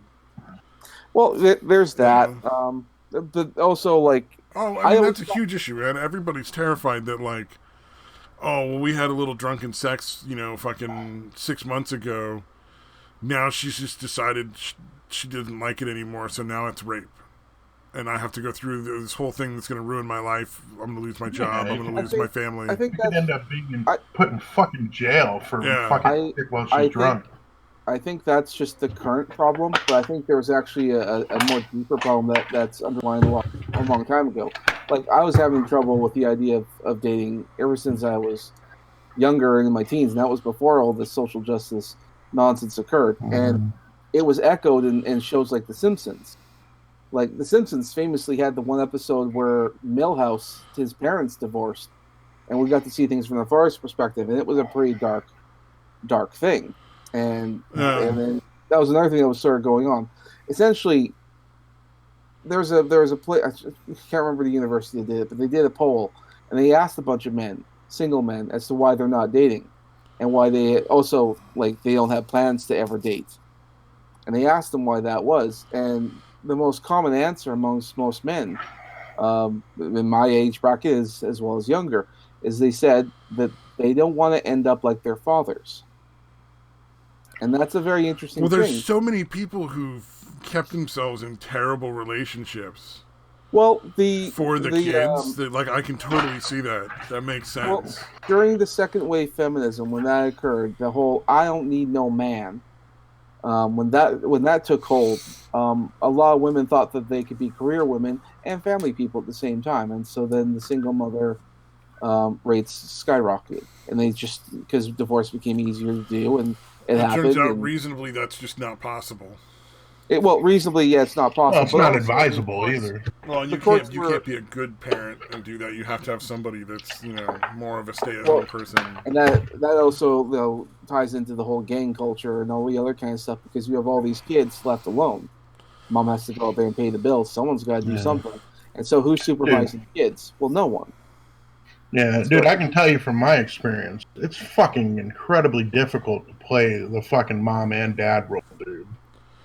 Yeah. Oh yeah, yeah. I can't It's even imagine. fucking yeah. It's really tough, dude, to have to fucking try to be tough on the kid, but also be nurturing. And dude, it's fucking Jesus Christ, dude. it's not It's easy being. Well, It's not well. Children are just difficult, and it really should take two people to raise a family. mm-hmm. Um, because it's the only way it's really realistically going to work. But we've made divorce so easy, and there's so much promiscuous sex going on, and there's so well, much divorce isn't nonsense. the issue. The issue is that. Unfair divorce is part of Well, the issue. first But of go ahead. all, very one-sided divorces. That's a big issue. Mhm. Because if divorce was just both people going their separate ways and that being it, and maybe at the most there was some sort of support for like 4 years, but that was the maximum that ever occurred, it wouldn't be an issue at all. Mm-hmm. The only real issue with divorce right now is that it's so unbalanced. And it's also Oh, really unbalanced with where the kids go. The kids should well, should Yeah. always the first thing should be like, is there abuse? And if there's no abuse, the kids should always go with the person more capable of supporting them financially. I It well, actually used to be that way. I mean, it was Yeah, it makes more time, sense. You don't just give them but to I the yeah, mom every time. You give them to I, whoever can I hope. actually fucking support them. Sorry. I hope that 'cause there's the famous case going on right now with the whole hashtag Save James, with the whole father. Talking about the one in Texas Yeah, the one yeah. where the mom is transitioning the kid, and she as was part of a giving. fucking sales pitch for her fucking company. Yeesh. Well, Fuck. I don't and want to they leave, but I told got to go do something. I'll be right back, guys. All sure right. thing. Sorry. and the family courts have essentially allowed this to go on. I'm glad the father's bringing this attention and making it a public thing, because this isn't okay. I Well, like it should never be okay for kids to be on puberty blockers or hormones before 18 anyway. Like, period. I'm not familiar with the term that the father was using, because I don't know how it works, but there's that term that he uses called chemical castration. It's puberty blockers. Yeah, it Is essentially that what it prevents is? puberty from occurring. Okay. It's just bad news all around. Like, you can't just plan out puberty. It has to Yeah. occur naturally, or there's all sorts of weird, fucked up shit that'll happen. Like, genitalia being too small. Like, here's one of the really things that I think that really shows how short-sighted and ignorant these people are. One of the things that can occur when you use puberty blockers to prevent somebody from going through puberty is it'll actually make the transition, if they do end up being legitimately gender dysphoric, it can make it harder because there's not enough material to work with. Because the genitalia never fully developed, so there's not enough skin and tissue there to actually turn into whatever you want to turn it into. Mm-hmm. So that right there shows you how fucking dumb they are. But the other thing is, like, you can end up with people that are like mutated, like smaller, like size, like almost like midgets. Like, they don't get as big as they would get normally, like as tall or as filled out. You can end up with like all sorts of like weird issues with their like kidneys and livers. It does not change in any real respect the rate of suicide for people who have like genuine gender dysphoria. Well, I mean, there's a lot of gender dysphoria thing going on with the trans community, because a lot of people are given the trans treatment when in fact they should just be on certain drugs because they're having chemical imbalances in the brain. You Yeah, can't. oh yeah, it's not legitimate gender dysphoria. It's just like mental health issues. Most of it. Yeah. The problem is Well, when you take a bunch of people that have a lot of mental health problems and say, no, that's just normal. You should get to make whatever rules you want. You end up with rules that are completely incoherent and make no sense because they're made by crazy people. now my guess on the whole thing going on with I think the trans situation is going to appear in about 5 years, probably even sooner than that. Oh And the yeah, reason this whole thing is going to balloon up and pop for sure. Well, it's going to end in lawsuits. Families are going to sue doctors, people who have transitioned and realized it was the wrong choice all the way Well, along. and especially the younger people that are transitioning, that's where the real danger zone is, because like 90% of people who think they're the wrong gender in like junior high and high school or grade school or whatever, like go on to not be transgender at all. Well, yeah, I mean, most of the boys transitioning, the girls were really just like gay guys, and all Yeah. they're doing is the trans movement is simply eroding the gay men. So it's No. not. There's no. Yeah, it's really There's no grossly. positive side to any of that, unfortunately. No, you're right. There's no reason to be doing this. There's no good that can come from it, and that's why I say like a lot of the doctors going along with this. Like here, I think it was here in Canada that the surgical development thing occurred, and the doctor who did it is so disgusted by how things have turned out, he's refused to do it, and he's an advocate for not performing transgender surgery. I Well, and mean here's the that's all. thing. The really fucked up thing is there is a very small, an extremely small minority of people who have genuinely got gender dysphoria, and for who going through the surgery can be beneficial.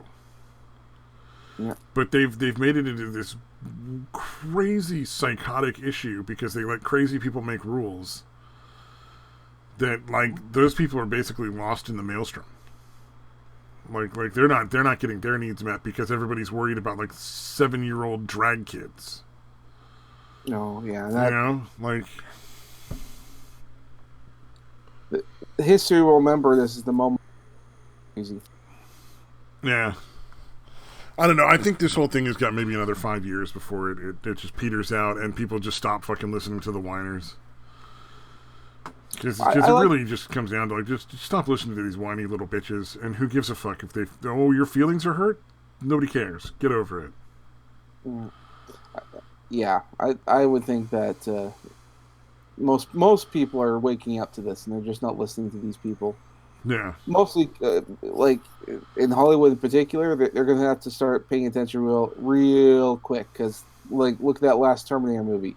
That's a bomb. That's a major bomb. Well, Hollywood, the main problem with Hollywood is they're not making anything new. They're not making new stories. They're suppressing any actual art. Well, what in they're favor trying of corporatism. So that's a whole different thing. Like I think people think on the surface they're doing it to work with the minorities and stuff, but that's not really the case. It's just these movies already made money. They're just trying to re-release the same movie over and over and keep making money off of it. Well, there's a couple mentalities in Hollywood. I know that one of them is actually fear of making a new franchise. Yeah. Because a lot of the times that when they attempt to make a new one, it doesn't go too well. Yeah. And in fact, it just, and they don't take risk with a lot of movies, because movies are very expensive to make. And well, see, that's the thing. Movies don't have to be expensive to make anymore. That's why YouTube got so popular. And you're right. Hollywood needs to get back to the realization that, yeah, you make some blockbuster films that are your safe movies, the ones you keep pushing out the same old junk, but there's no reason you shouldn't give like $5 million to this guy who has this wacky idea. You know, and make just a wacky film, and maybe it sells, maybe it doesn't, but you know, $5 million is such a small amount of money compared to what they're making every year that they could get some genuinely interesting films made with really small budgets.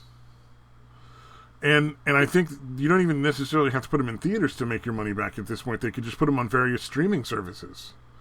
I think that's why Netflix is making so much compared to everybody else.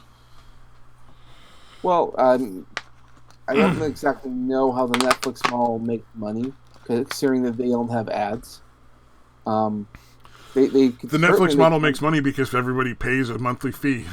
You know, that's where they get it.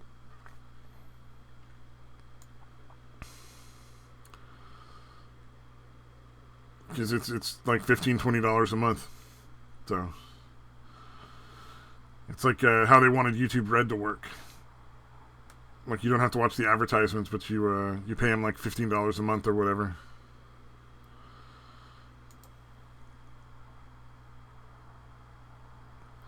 But then, like, I think Hulu is also doing a similar to Netflix, though, aren't they? As in making their own original content. Oh no! Did I go dead, or did everybody else go dead?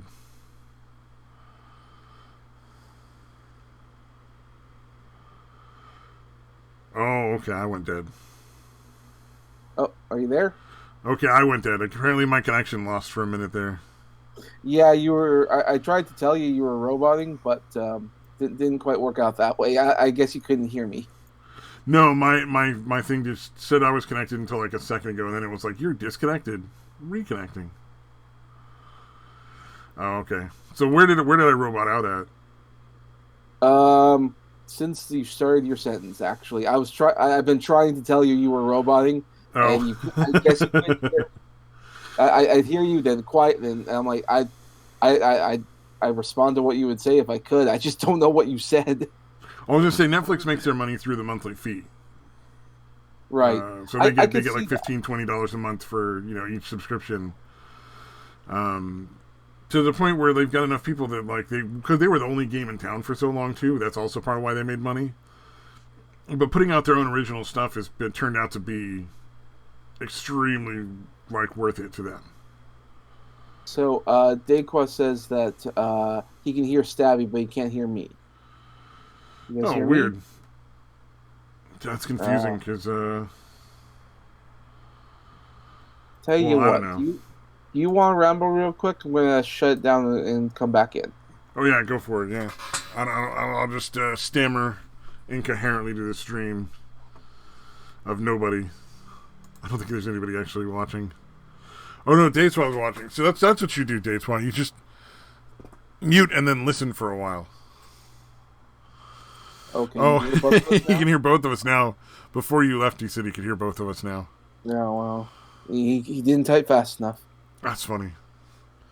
That's weird. Yeah, Yeah, I think I that just putting out small amounts of money, like the studios, if they put out like $5 million here and there for movies, and then market them to like the streaming services like Amazon Prime and Hulu and Netflix. I think that's the way to go with movies at this point. If you want real artistic stuff, that's different. I think you can. You have to work within limits. I think like I look at Deadpool. They work within certain limits, and that movie did phenomenally well. Same thing with Joker. Worked within limits. They both those movies are rated. Didn't make a whole lot of money. Or, I mean, they didn't have a lot of money to work with, and they managed to make it work. Yeah. However, easier for Joker, not as many special effects, but definitely that had to be a lot of work for Deadpool because that had a lot of fucking crazy special effects and stunts. Well, and the director Tim Miller there, he owns Blur Studios. They're the animation company that made Ice Age and all that. So they have he owns the company, so he can make it work for him. Okay. That's how they were able to get away with a fair bit. And a lot of the people who worked on the movie didn't get paid because they were just fans of it, but they did get paid afterwards because the DVD sales did really well. So they got paid on the back end. They did make some money. They did make some money. They didn't at first. They were just doing it because they were fans. I know that Deadpool made a lot of money, so they were able to pay them fully afterwards, which is cool. Yeah, well, Deadpool was a work of love the whole way through. I don't know about Deadpool 2, but Deadpool 1 was definitely really great. Deadpool 2 was like, eh.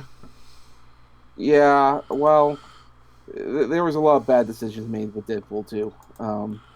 I wanted to like that movie, and there's definitely parts I did like, but there's a whole fucking lot I didn't like. I still got it. It's just, ugh. I guess it's a thing. Yeah. you could tell by watching it, it's like someone else is in charge. It's so obvious. It's not. Yeah. Yeah. Hopefully there'll be a third one and they'll come back around. I hope. They're probably going to reboot it. And the big risk with that is they're probably going to recast Deadpool. Wait, what? I know it's a stupid idea, but the reason that they probably would recast Deadpool is because it'd be far too expensive to keep Ryan Reynolds around because he's a seasoned actor. He's in his 50s. He could do the role for as long as he wants, I would imagine, but he essentially would have to take a substantial pay cut. And I don't see him doing that. So we'll see. And also, they have reason to, because Deadpool 2 didn't do nearly as well as Deadpool 1. Yeah, well, because it was a shitty movie comparatively. Yeah, and that's poorly written. Yeah. So I mean, he hasn't exactly knocked it out of the park with a lot of his movies. I mean, you look at most of the stuff he does; they're not all hits. He certainly has more misses than hits, but he's known as the pretty guy. Now he's known as the funny guy. Yeah. You know what movie I really liked Ryan Reynolds in? What? Fucking Smoking Aces. I don't know if you guys have seen that. I've he's seen not the Smoking main Aces. character, but he's one of the main characters. There's one with who was in it? Jeremy Piven. Common was in it, the rapper. Who else? Yeah, the whole thing was everybody was like they hired like all the hitmen to kill this one dude. Yeah. Ben Affleck had a small role. Who was in? Alicia Keys was in. Yeah, Alicia Keys. Yeah, she was one of the. Yeah. That movie. I don't know. I like that movie. I might be in the minority on that one. I thought but it was fun. I like his character.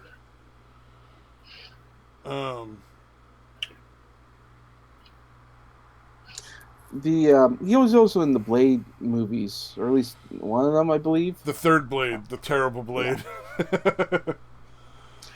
Yeah, the one we don't talk about. Well, I'm sure he'll be better than this new Blade they're working on. So.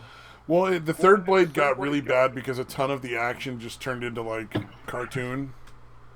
I believe it. It was just bad special effects. They didn't pay to get good special effects or actors to actually do the stunts. And plus, apparently Wesley Snipes fucking lost his mind.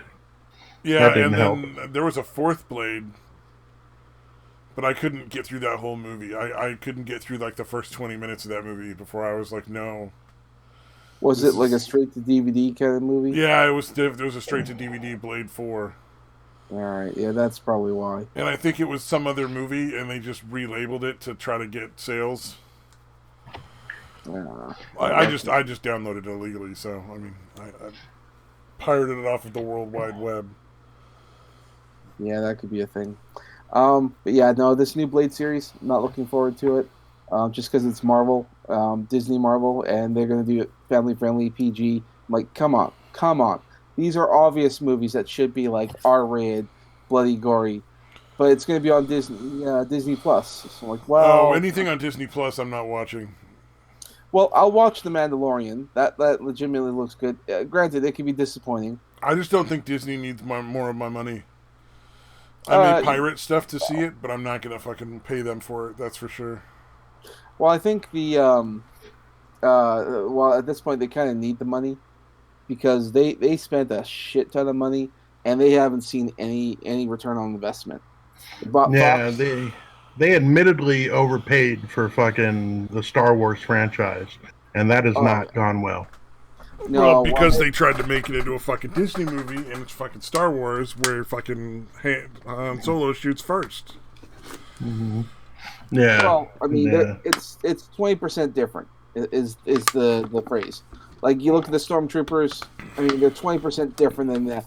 And if you get 20% different, that means you don't have to pay George Lucas, because in George Lucas's thing, he gets a percentage. For everything. That's because he's a pretty shrill kind of business guy. But because of that, they had to make sure everything was just a little bit different. Like the Millennium Falcon. They made enough changes to that to say it's at least 20% different. You don't have to pay them for the Millennium Falcon. You don't have to pay for Stormtroopers. So essentially, they tried their best to squeeze him out, which is why everything is it's like it feels like a knockoff Star Wars. Yeah, well, they completely disregarded what he fucking gave to him to fucking go off of, too. But then again, Star Wars was already starting to go downhill with the 3 prequels anyway. Well, the prequels... that was just like the last nail in the coffin. No, not really, because when the prequels were done, that was the thing. And then they did the Clone Wars animated show, and that skyrocketed in popularity. Actually, kids, a new, younger generation who grew up on the Clone Wars, they fucking loved Star Wars. And so we had this new young generation, and then Disney bought it, and then Disney fucked up. So they literally turned away the old fans and the mountains of new fans that were going to come in because of Clone Wars. Now, they're hoping to bring those fans back because the Clone Wars was never finished. It just sort of ended with the Disney acquisition, and then they made Star Wars Rebels, and no one likes that show. So what they ended up doing instead is they had all the voice recordings already set up for the final season, so they're actually going to animate the final season. That's supposed to be the thing to get you to watch Disney Plus. I don't think it's going to work. I think Disney Plus is going to be a large failure because they have too much competition.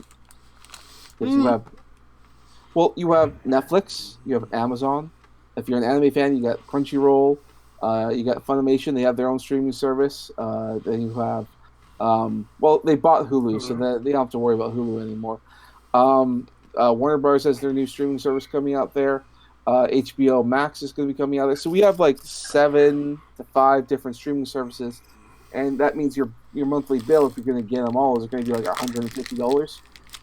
No one's going to pay that much, so that's why it's called the streaming wars. And people are already noticing that they're not paying for any of this stuff. They're just going to go to pirating or illegal streaming websites. But and that's a point to you on that regards. However, at the end of the month, Article 13 comes into effect. Once that comes in there, who knows what's going to happen? All pirating sites will probably go down. Is my guess, because that's essentially what they're going to do. Because a lot of these people want to get in on that. And isn't it strange that when Article 13 comes in there, all these streaming stuff's about to come up? Yeah, it's a little convenient if you ask me. So. I think that's a fantasy that all the pirating sites are going to go down. I hope. I think the pirating sites that are currently up might have some issues, but I think that pirating, as it is right now, is going to change very little. I see there again what the wording is for Article 13. It essentially is like copyright something or other, but it's very vague, and we don't know what kind of powers they're going to give them. Which means, come the end of the month, the entire internet could potentially change. For Europe. Well, it's the laws predominantly go to Europe, but YouTube has already been making changes. Yeah. And other YouTube and YouTube, Twitter, and Facebook are walking a fine line in the U.S. right now as it is. Yeah, but I mean, certain forms of regulations and internet providers are out there have to, respect the laws to some extent. So no, I'm just saying, like, as far as changing the way their service works in our country, that probably won't happen as much as you might think. Right, but we don't know how many of these pirating sites operate in the UK. A lot of them do. Oh, yeah, no, I'm sure they do. I'm saying I don't think they're going to get busted. I don't think that's as likely as you think. Well, I don't know. I mean, we'll see. Like, who knows how fast the changes can occur. Yeah. I'm just saying, I think if you're looking at, like, the EU as a whole and their level of competence versus, like, the hackers' level of competence, I'm voting hackers. You have to remember that the internet is an American invention, but Barack Obama said that the internet is a global utility. He gave the internet entirely, the control of it and everything, to the UN. All right? Do you really think they're not going to use that? Like, that's not really the UN are the ones who passed Article 13. If you don't think that there aren't changes on the horizon... No, I think there will be changes. I'm just saying I don't think they'll be as drastic for the U.S. and Canada as they will be for Europe. I think Europe might see a lot of stuff that they normally watch go away.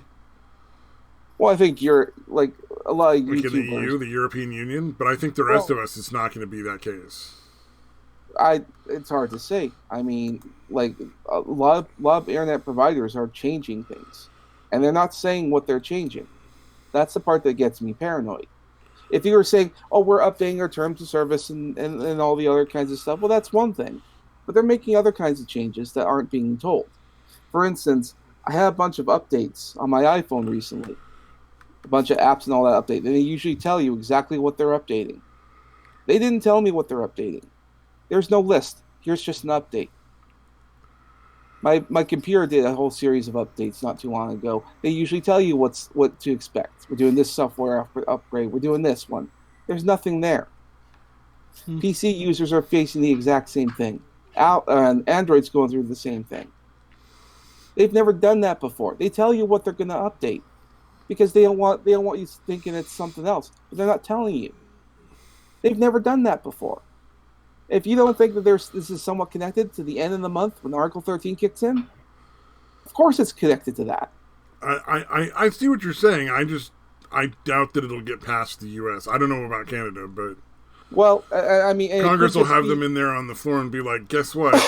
You're fucking done. So, well, they tried to do that. Yeah, look, they tried to do that with Google, and they didn't really show up. Canada tried to do it with Facebook. They didn't show up. I mean, things happen, and they don't really have to listen to you because they're too big to care. The only way it's going to happen is if we regulate them, and even then, they don't have to do that because they can just sort of, sell off their goods to someone else, and then now they're a foreign company, a foreign agency, and then they'll just move their stuff. Yeah, I mean, we'll have to wait and see. Until the end of the month, there's really no way for sure, but I think you're underestimating the power of Congress. When it comes to the U.S. side of it, I think you're underestimating the power of Congress. I think they haven't made any real attempts yet. But you're talking about the people that broke Ma Bell and the people that fucking took PG&E down. So I think keep in mind, I think I'm just doom and gloom on this whole thing, and I certainly hope you're absolutely right. It's hard to say. I don't trust a lot of these people. Yeah, I think the corruption will still be there. I think that it'll be on the back end, but I don't think people's services are going to change overly much. At least in the U.S. Probably not in the U.S. And then the stuff that they're able to go and do, I don't think is going to change that drastically either. I think you're right. I think that certain things aren't going to change too much over here on this side of the globe. Yeah, I I can't think say in the the same EU thing for you're the going to see UK. drastic changes and extreme censorship. I wouldn't be surprised if Sargon's channel goes away. Yeah, yeah, that I do see going. Yeah, and so a lot of people get their news what's happening in the UK from Sargon, and then they'll see Count Dankula and all the other kinds of people. That I worry about. Yeah, And then we have the protests going on in France right now, the Yellow Vest protests. It's on its the what is it pussy like revolution. what? They want to have a revolution and not fucking kill people. They're retarded. Wow. Well yeah. If you want to have a revolution, if you want the fucking president that you elected to step down way before the end of his term, you have to kill him. Maybe. That's the way it works. It's the way it's worked historically. That's I'm not saying that it should do that. I'm just saying, like, look, if that's what you want, this is how it works. Yeah, it's almost like they think, like, oh, no, we're too civilized to do that kind of thing. Well, and nothing's going to get fucking done. Yeah, I think it's just, They don't fear the people, so why would they fucking bother? Yeah, see, now if you dust off those old fucking guillotines, you drag that dude out in the fucking street, chop his fucking head off, and say, guess what? He's not the president anymore. Then you have actual change that you're looking for. That's true. Yeah, I doubt it'll happen, dude. No, I don't think it'll happen at all. Yeah. Like an actual guillotine? Oh, God, that's medieval. I just think that if the people who are in the protest now, if what they wanted, if they really wanted what they claim they wanted, that's the way to do it. I don't think there's any other way. Mm-hmm. Because as far as being elected, he hasn't violated any of their laws. He hasn't done anything to merit being removed from office other than they don't agree with what he's doing.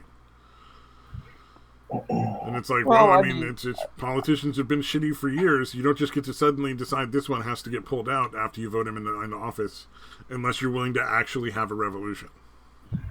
I think what it probably is just a compounding of stuff that's already been going on. Like from what I've heard, the price of housing is ridiculous. Oh yeah. Food and all that's going up. I mean, everything's gone up to an highly unlivable standard for a lot of the average folks. And then the whole thing, so much money is just being given to like all these fucking people from other countries. I mean, well, yeah, that is another factor that goes on there. And I mean, when you hear the protesters, I mean, all this essentially started because he raised the price of gas. Yeah. By like maybe I thought, what was it, 10 cents or something? It was when you think about it, that's not that much. But then if you looked at everything else that's been going on, I mean, it's not really the price of gas; it's everything else that's been happening. Well, I mean, it's you can see a smaller sort of paradigm without the protesting in California of that, where California's raising the minimum wage slowly. I think they're aiming for like $15 an hour eventually. So right now it's gone from like 9 to it was $8.50, and it's up to over the last year. It's up to $12 an hour now. I think $12 or $12.50 an hour, depending on how many employees your company has. Well, in California, it's got problems with like lots of trash and rats and. Well, here's the thing: California's got a similar issue to there of a bunch of illegal aliens that come in and take free shit. Yeah, well, and the infrastructure can only support so many like freeloaders, and there's a ton of them coming in. And it's the same thing. It's like, yeah, minimum wage went up, but then cost of living went up for everybody because suddenly you have to support all of these illegal aliens as well.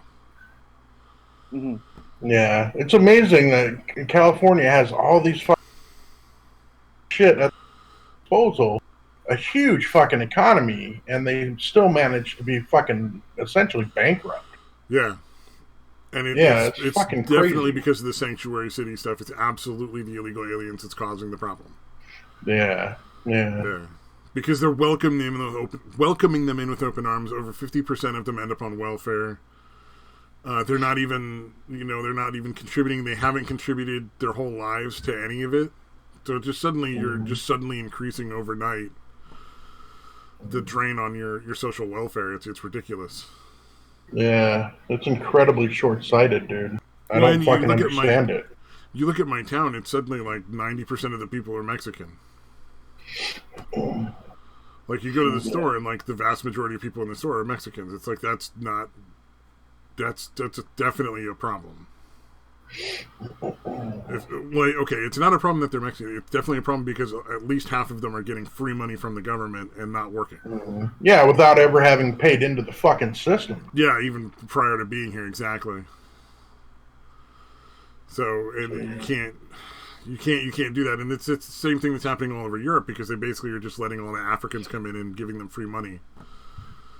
France was just as bad as like Germany and the UK on that front. Yeah, shit's fucking nuts. Which is why the president that got voted in, because they imported votes. But yeah. You know, honestly, I think that, you know, a little revolution would do good. I think that probably that's what they need to do if they really want to see actual change. Yeah, I mean, it's the way it's headed. I mean, it's going to get horrific at some point, and revolution is going to be pretty much a fucking necessity at some point. Yeah. The way shit's going everywhere, man. Well, by everywhere, I mean the U.S., you know, the North America and Europe. It's almost like a Cold War between communism and capitalism from way back in the day, you know? Yeah, except most of the communists are here now. Yeah. It's fucking insane, dude. Funny how that works. Like, when they say it's clown world, I believe it.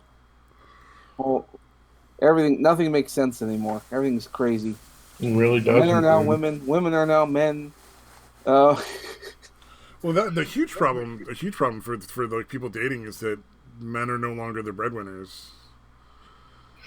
Like, and I know that sounds ridiculous, but like, realistically, that's how humans are hardwired.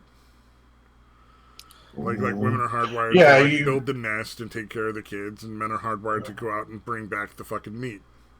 Yeah, that's the thing. It's this denial of the fucking gender norms, or these even societal norms. You know, claiming everything is just social constructs that need to be fucking destroyed is denying the essential, you know, the fucking essential biology of fucking humans. You know, again, there's certainly exceptions. There are fucking, you know, women that, you know, are wired like men, and men that are wired like women, not like sexually or fucking physically or any of that shit, but just that think like, you know, a traditional guy would or a girl would or whatever. Yeah. But that's the exception, and trying to force a bunch of women to you know, give up that instinct that they have that's just ingrained in them, and be like, no, don't have any kids, and you don't need a man, and you need to, you know, support yourself or whatever. It's denying the fact that a vast majority of women, if they're being really honest with themselves, would prefer to stay home and nest, like you were saying. You know, and most men would prefer to be the ones that are, you know, bringing home the bacon or whatever. Yeah. Well, and I mean, you can't get rid of basic biology. I mean, women still prefer guys that make more money than them. Yeah, and exactly. And a lot of the women nowadays are complaining because they can't find guys that make more money than them, because society is sort of bent over backwards to give women the upper hand in everything. And so it's not naturally earned, so it's not stable. That's the big issue with that, unfortunately. And yes, and there's that. And I mean, a lot of women, like, they own businesses now, and they're not happy. They're not happy because they can't find partners. They can't start families. There's no future for these women. Well, here's the thing: if they actually ascribe to that ideology, they should be completely fine with dating a guy that's going to stay home and take care of the kids. You know what I mean? Like, they should be okay with that. They shouldn't be trying to find a guy that makes more money. They should be finding a guy to fucking raise the kids. Mm-hmm. I think it's a little hard for a lot of women because the urge to find a man that makes more money than them is a biological one.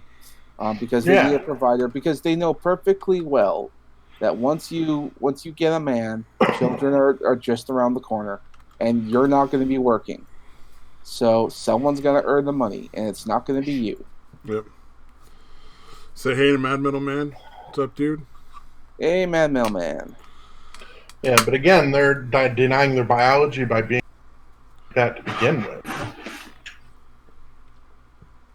Yeah, I don't know. So, I mean, if they're going that far with it, again, I feel they should be okay with finding some dude that's just going to be a great dad, a great stay-at-home dad. Yeah. Well, and here's the thing. There's no reason that there should be any rules or laws against women doing anything that a man does. What we shouldn't do is create a bunch of things to artificially change the playing field. Yeah. The equity as opposed to as equality of outcome versus equality of opportunity. The equality of outcome thing is so fucking ridiculous. I don't understand why they fucking accept that as a plausible fucking theory or ideology. Like anyone, regardless, man, woman, fucking gay, straight, white, black, brown, whatever. Again, it should be based on the fucking can you do the fucking job? Exactly. And let people go out and make their own opportunities and make their own way, you know? Yeah. And that's the thing in countries like nets, like you do want the safety nets that socialism and communism can be, but they should be relatively small parts of your government. They shouldn't be. Yeah, there shouldn't be ways of life for people. Yeah. But yeah, I don't know. We're rambling and fucking insane, man. Where, we're out of our fucking minds. Like the fucking Scandinavian countries where they're pretty goddamn equal as far as men can do whatever they want, women can do whatever they want. Yeah, they end up, you end up getting more women working in fucking nursing and more men being engineers. Yeah, exactly. But they go to the professions that they're fucking biologically more attuned to. The field I'm in is predominantly dominated by women, and in some respects that's a good thing, and in some it's not so bad. That's not such a great thing. They need a few more men at the top to balance out some of the concepts that they're working with. Right. Yeah. Yeah, I think Mad Man was like he thought he missed something. I think we're just rambling so badly at this point that nobody has any idea what we're even talking about, like, even on this show anymore. Weren't we just talking about streaming services? What the fuck, man? I don't know, man. I blame the Canadian. Yeah. I'll go on my little end of the rant about how, like, oh god, the globalists are coming. They're gonna fucking take our internet from us. We've already planted internet. Yeah, I don't know if globalism is ever gonna win though. They're trying. I mean, they're already going after our means of communication, the internet, and everything. So, yeah. I'm amazed at how many fucking people buy that shit. I mean, I get why fucking rich people want it, or obscenely wealthy people want it. Yeah, because they can live wherever the fuck they want, and do whatever they want. Yeah, nobody's gonna fuck with them. They got the money to pay. But yeah, I don't understand why average people think that shit's a good idea. Well, I guess it's sold to them, fucking, that this is what, people are fucking brainwashed. Well, one of the theories I got, it's because the life of a lot of these people, because they're predominantly young people, the lives of these kids, it has been incredibly easy, very cushy lives. Yeah, because they didn't have to go through any kind of struggle. Right. They don't have to, like, there's not a war going on there.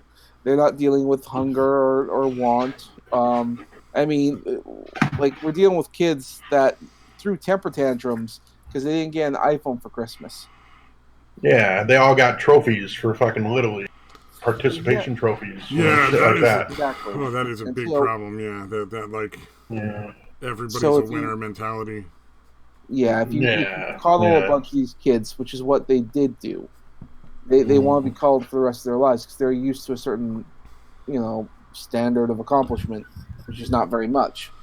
I kind of wonder, like, if the equivalent of breakout in modern times, you know what I mean? Like, I don't trust these young kids to fucking handle business, dude. No, a lot of these kids, they're going to be very disenfranchised. And they think they have a lot of power because they can manipulate social media to bend to their will, and then the schools and the education system. And so they seem to think throwing temper tantrums is the way to go. And part of the problem with that is because it's part of the problem with capitalism, because the mentality is that the customer's always right. And then you get these kids in schools and they're complaining about every manner of nonsense you could possibly believe. And they're all potentially customers. Granted, it was the parents, but you can't piss them off because then they might not pay their tuitions and all that. And tuitions just keep going up. So and what they need to do to fix that is take the government money out of colleges altogether. Yeah, I think you're right. Yeah, it happened very quickly after all the government subsidized shit happened. The fucking tuition went up very fucking quickly for college. Right. Yeah. So maybe, make them make the colleges and the universities accountable. That would be probably a great way to start. But it's kind of too late because it's going to be a huge shock to a lot of these kids, because once they get out of college, and a lot of them already are, the world will not bend to them. I mean, maybe the odd job will here and there, but a lot of them are going to find themselves unemployed. And a lot of businesses won't be able to find young people to hire, because every young person you hire is a potential lawsuit waiting to happen for any number of nonsense. Yeah. Well, it's not even that. It's getting to the point already where people don't want to hire kids, that just got out of college within the last 4 or 5 years. They don't want to hire them, dude. It has nothing to do with lawsuits. They're coming out of college fucking not educated. Well, and entitled. Well, the entitled part is bad enough, but they just can't even do basic shit. Well, part of the thing you get from a college and university is a degree, saying that you've gone through basic training of this field or that field. And so you could say that they are educated in that area, but the education's changed so much. But they're not. Exactly. Well, the education's changed so much, it's essentially useless. Yeah, I was gonna say, we've had people come through that are fresh out of college where I work, and they they can't even use basic grammar and punctuation. Mm-hmm. So that's another problem. A good portion of what I do that really matters, that can get the company I work for in trouble, is paperwork. I have to write reports. They have to be accurate. They have to be written correctly. And these people can't even write a fucking flyer. That's not even an official document correctly. See, I got the excuse that I'm dyslexic, and that's essentially the reason why I have trouble with proper grammar. But a lot of these kids have no excuse, and it just pisses me off. And I would like to see calculators be a little more restricted too. Kids can't even do basic arithmetic, adding and subtracting, because they're no longer required to learn to do it in their head. Yeah, you used to have to memorize your times tables up through 12, right? That used to be the standard. You have to memorize up to 12 times 12, everything from 1 times 1 to 12 times 12. You had to memorize it all. And then same with addition and subtraction, so that you could basically take that real basic skill and apply that to all the more advanced math. Mm-hmm. I remember actually even just a few years after I got out of high school, I was working at a restaurant, and the kids that were still 16 and 17 that worked there were amazed that I could figure out the tax on something in my head. And it's pretty fucking, you know what I mean? It's pretty fucking easy.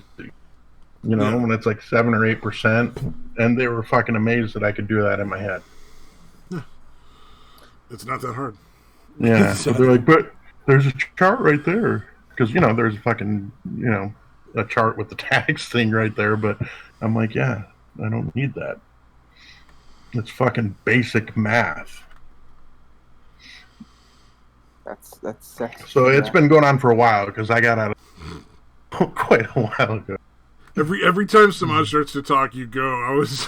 I'm sorry, man. Go ahead. It's okay. I'm giving you the It's a delay. Sorry. Never mind. It's a delay from the internet. It's perfectly fine. It doesn't bother me. I've been used to it. I've been on the internet long enough to know this is how the bullshit works. Hey, man. Yeah, my apologies though. I wasn't even here. Oh, I didn't think anybody realized it. I just wanted to give Samaj an opportunity to get whatever it was he was trying to say in. Well, go ahead. The floor is yours, sir.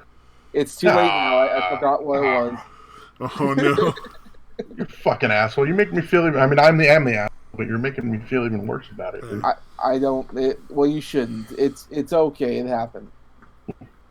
It was. I'll tell you what. I have to go finish up some laundry, so I'm gonna go do that. I'll be back. It was probably both of us, to be fair. Who knows? Look, I'm not bothered by this. It's fine. No, I didn't think anybody was. I just was like, I gotta try to get him a chance to talk. He's getting interrupted the second he said something. And the thing is, I'm a fucking Canadian, and I'm always like, oh, I think I'm interrupting him. I should let him go because I'm trying to be polite. Everyone keeps saying I'm the most impolite Canadian out there, but I'm like, well, have you seen me? I try my hardest not to interrupt. I just say the N-word every now and then. Wait, what's the N-word in Canada? Is it the same as in the U.S.? It's slightly different because here in Canada, I get to claim it as a pronoun. The N-word is simply nigger. Ah, okay.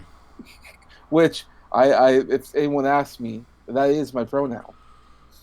So, because it is a pronoun, and I am one.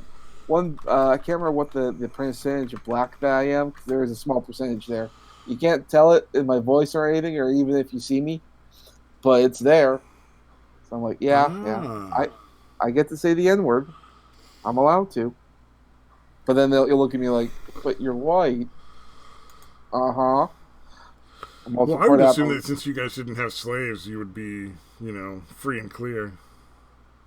I would think so, but, I mean, the rules on this change, and they change drastically all the time. I remember a lot of people on Twitter, like a lot of black guys would get banned on Twitter because they kept saying the N-word. But it's like, but hold on a second, you're black, so that means it's okay for you to say it, right? Yeah, that's one of those things. There's like you never know. But they thought that they could, and so they said it. And then Twitter made some adjustments, and that's why they say there's black Twitter out there. I don't remember how you switch from black to all that. Like there's also Arab Twitter, which is racist as fuck. Well, Arab Twitter is the one where they like have like people actively participating in and discussing like terrorism. Terrorism, raping women, that kind of stuff. Yeah. Like Google Translate. I mean, the translate that they have on Twitter is actually pretty good. So, I mean, if you go on there, you will be horrified by the things that get said by just the basic Arab people. Yeah, there's one of the funniest things I think of the whole social justice warrior thing is how much the LGBTQ plus element has decided that like the fucking Arabs are like their buddies. Dave Chappelle did a comedy skit on Netflix. Yeah, he refers to them as the alphabet people. So the alphabet people. It's because they took like 20% of the alphabet for themselves. Yeah. Like LGBTQ. MNOP. T+. I don't know what all the letters are. I just add MNOP. Exactly. Yeah. I've done people that want to throw you off a roof are the people you thought are your best friends, and you keep actively like advocating.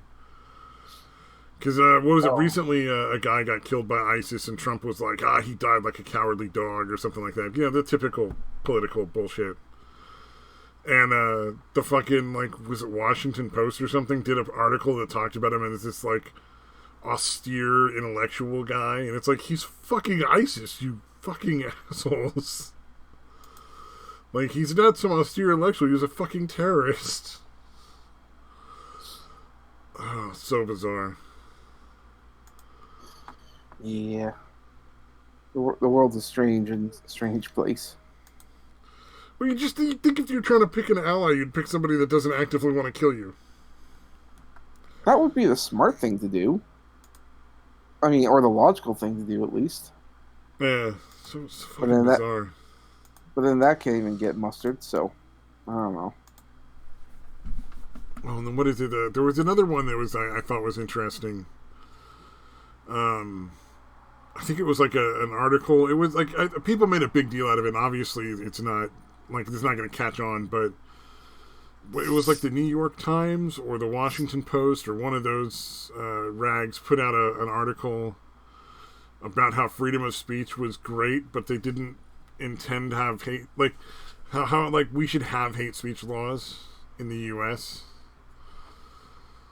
and stuff like that. It's like, no, that's never gonna go. But thanks for making it sound fucking terrifying. Yeah, I mean, a lot of people they hear the thing about hate speech laws and they go, "Well, that's reasonable. Hate speech shouldn't be allowed." But they don't seem to understand that no, that's a bad thing because how are you going to know who the hateful people are and who they aren't? I mean, how are you going to tell them apart from each other? Yeah. Well, and you know, I swear a lot. That doesn't mean I'm a bad person. There may be people who like just decide, oh, he says shit all the time. He's a terrible human being. It's like, well, I'm pretty decent, I think, as a person. I don't go out murdering people. I don't steal shit. Mm-hmm. Oh, I don't block both sides of the aisle at the grocery store when I'm buying shit. You know. Yeah, yeah. At least not one of those people. Yeah, those people should all be shot. If you go up and put your cart and then stand next to it to block the entire aisle while you go through and like fucking read every label on everything on the fucking shelf, should be fair game. Oh man, I do find that annoying. Like that has been an increasing factor right now. If I go every time I go to the grocery store, I see more and more people doing that. But it's all Arab women. Huh. So yeah, so I wonder if that's a connection. But Where I see it, it's all old people just in general.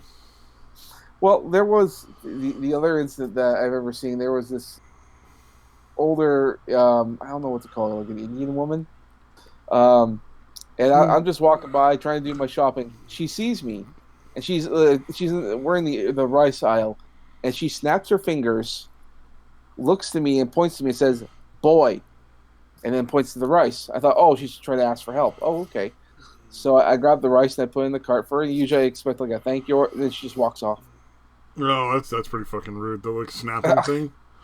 Oh, yeah, You're the a much snapping. nicer person than I am, because if somebody just snapped at me and said "boy" and then pointed to the rice, I'd just fuck you and walk off.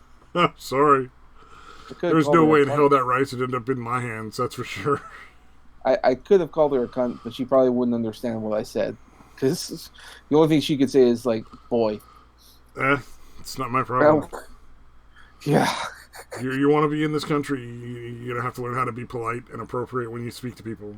Just in general. I mean, you don't even have to learn everything in English, but you know, a couple polite phrases like, you know, would you please get that? Yeah. It's relatively easy. Because Well, I've had people ask. I'm like 6 foot, so there's definitely times when I'm in the grocery store that people are like, "Oh, could you grab it off the shelf for me, please?" Like, yeah, of a course. lot, a lot of people in the immigration department are being a lot more lax about that because apparently you don't have to speak the language. Like Oh, the one that's thing helpful. I Flood the know fucking it's country with people who don't even understand the main language. it's super annoying. I hate that idea because how are you gonna get a job? How are you gonna how are you gonna make friends? How are you gonna make connections? How are you gonna know how to call for help? And truth be told, you won't be able to do any of those. So you're not really helping anyone. It's They're just trying to make it easy. all the drive-through people that take the orders should be the people that can't speak the fucking language. You see, and even the ones who can speak the language, that annoys me because, like, let's every time I go to Walmart, they always have someone of different ethnicity reading the advertising over the speakers. Can't understand a word they're saying because it's bad enough you're doing it through the loudspeakers. There's the echo throughout the whole store, and then you can compile that with a thick accent. Yep. It's not gonna work. You might as well just not do the ad at all. Like what are you selling? I don't know. What's on sale? I don't know. It's like I One time I think they're saying like craft dinner. Oh, okay, I enjoy some KD every now and then. Let's look into that. It's not on sale. But what the hell were you talking about? Oh yeah, the other thing I see a lot of grocery stores where I'm at is people trying to like get free shit. Like the one common thing that the common dodge that drives me nuts is they'll get in the express lane, the 15 items or less lane, and then they'll make a big stink over like $3 or $4 on one thing, price difference, and try to get like money free shit essentially. Ugh. And that's obnoxious because then they hold up the line that should go the fastest. And you gotta sit there while they argue over like $3 on a fucking mixed fruit bowl because there's mango in this one, so it's more expensive. And it's like, fuck you.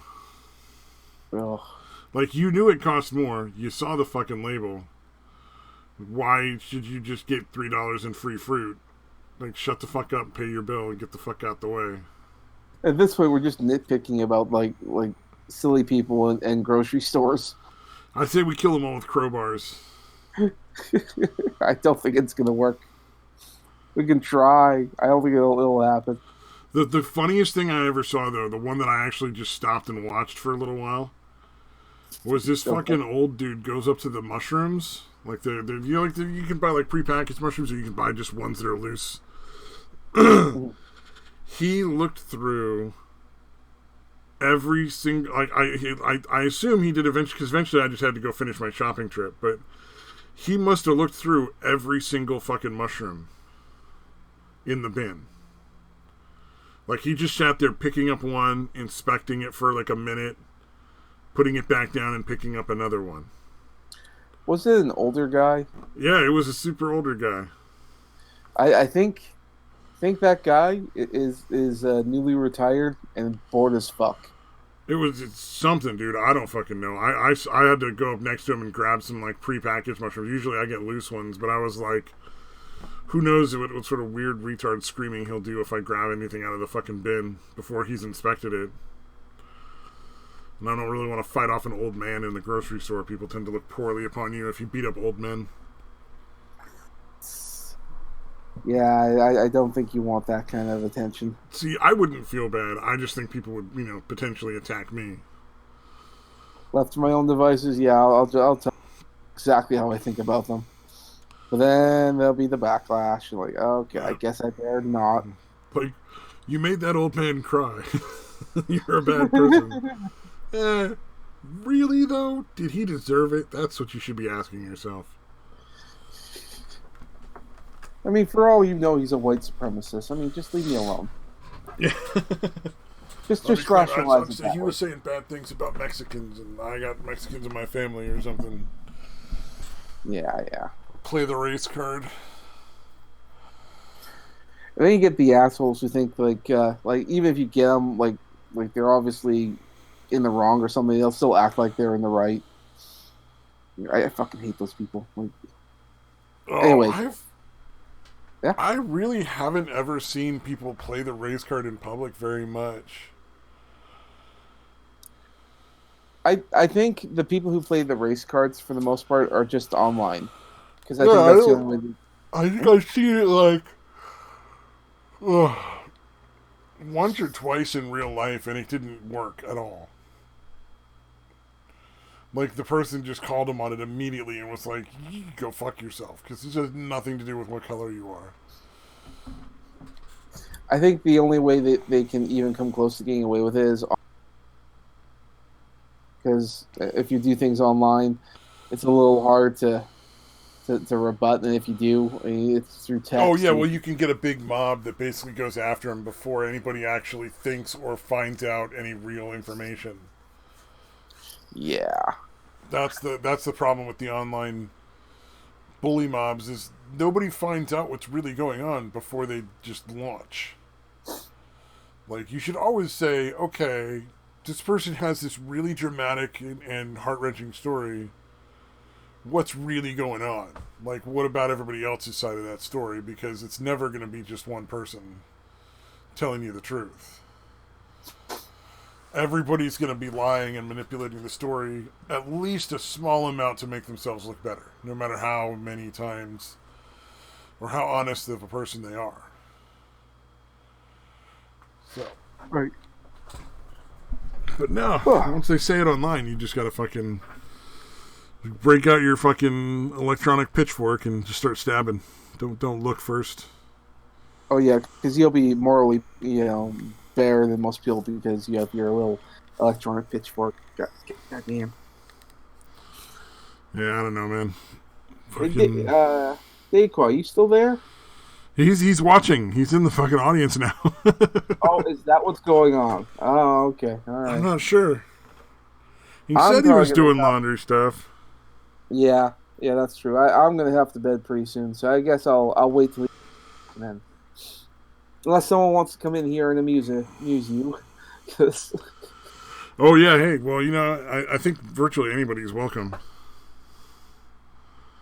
I think I only ever kicked out one guy, and that was just because he started to start that whole yelling and screaming at each other bullshit, and I was just like, nope, not waiting for that to start. I'm just kicking him now.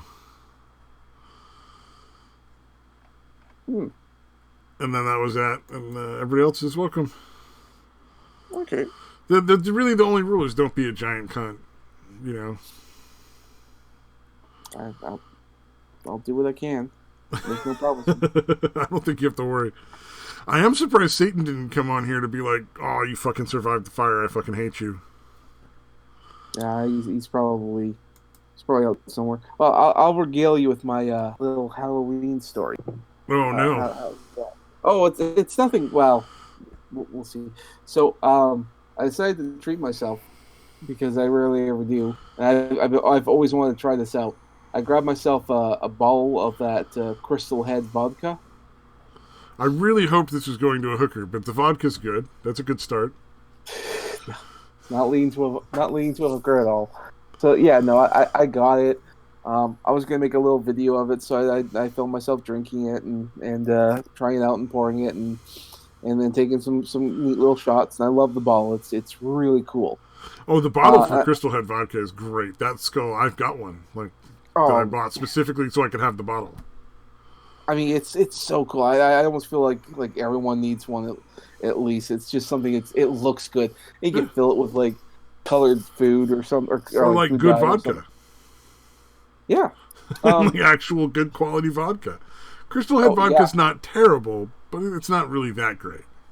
Well, it's it's won a bunch of awards, and it's actually filtered over crystals. So go figure. That's an actual thing. Did not know that. Huh? Did not know that. Now I'm worried that all that Crystal Head vodka I drank eventually will turn into a zombie. Maybe. Well, in any case, it's an expensive bottle. It's like $60 for the bottle. It's not a big bottle either.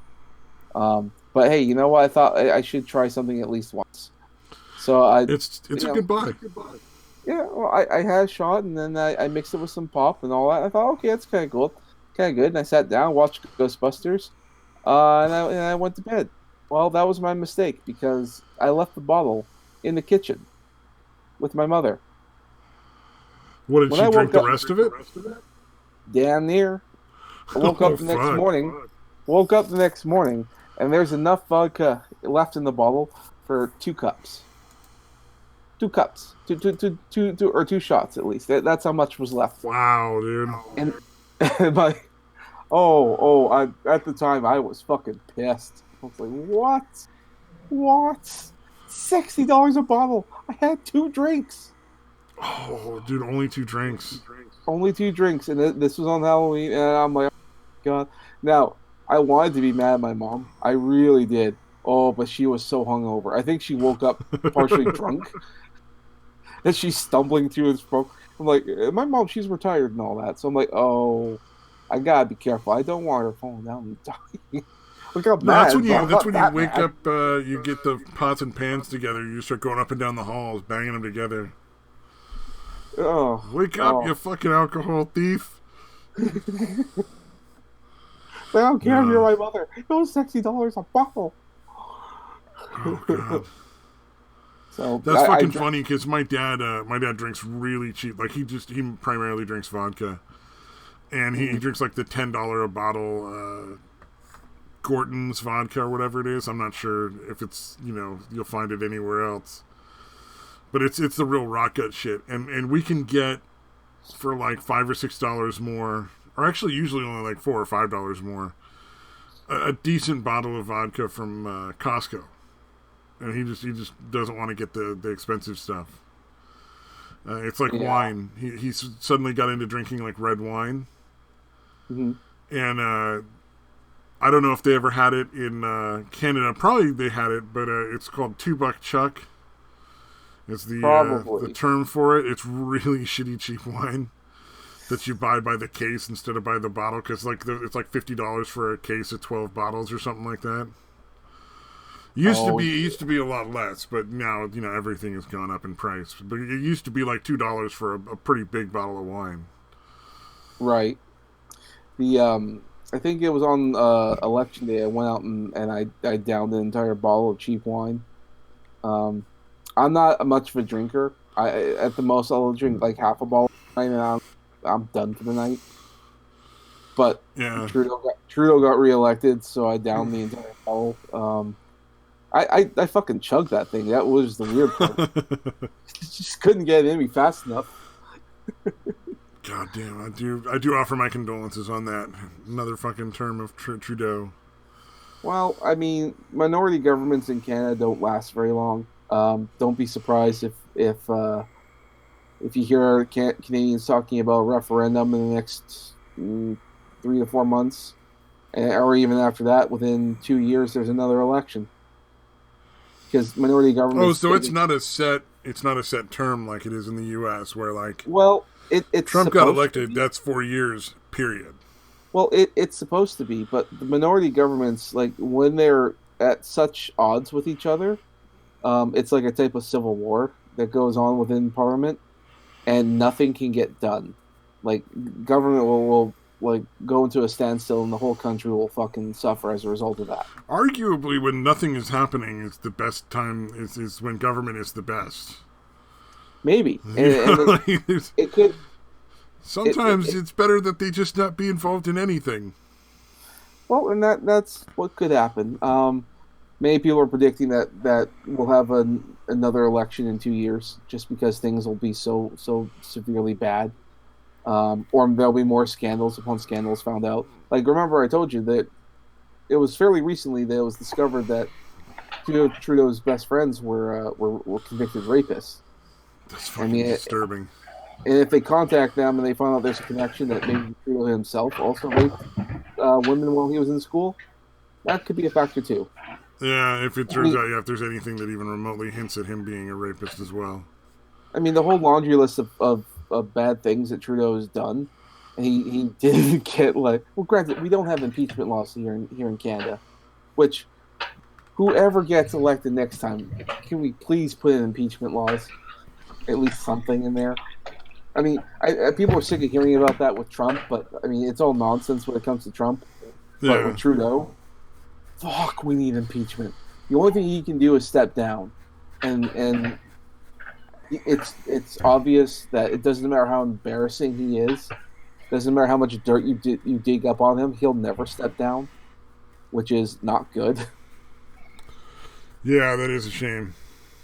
Yeah, honestly, I wouldn't hold out much hope that Trudeau raped a woman. But another man, perhaps. Yeah, like some dude passed out or something. I could see that happening. I mean, yeah, it could be. Who knows? I'm not hoping that anything happens. I want my country to do well. But if things go south and we end up separating, guess I'm an American. You know what? If you end up or at least not American, a Canadian anymore, please, dear God, please try to move in with Satan and satire. Oh, he'd be on the other side of the country. I don't think I'd be doing that. Oh, I think that'd be great. We will help you get to Texas. I'm sure it'd be a lot easier as an American. I just want to see like the effect of a Texan living with a Canadian, and one as bitter and angry as Satan and satire is, like slowly turning into like a more human person. There I'd be seeing the positive. And that's the weird thing. Like people say that I always bring up the positive things. Have you not listened to me throughout this stream? I have been nothing but Compared to Satan, you're all sunshine and roses, man. I suppose. I mean, like this whole stream, I've been like all doom and gloom. I've been conspiracy theories and talking about how the internet's gonna die. I gotta get my tinfoil hat on. You haven't threatened to stab any of us yet. Well, no, that's true.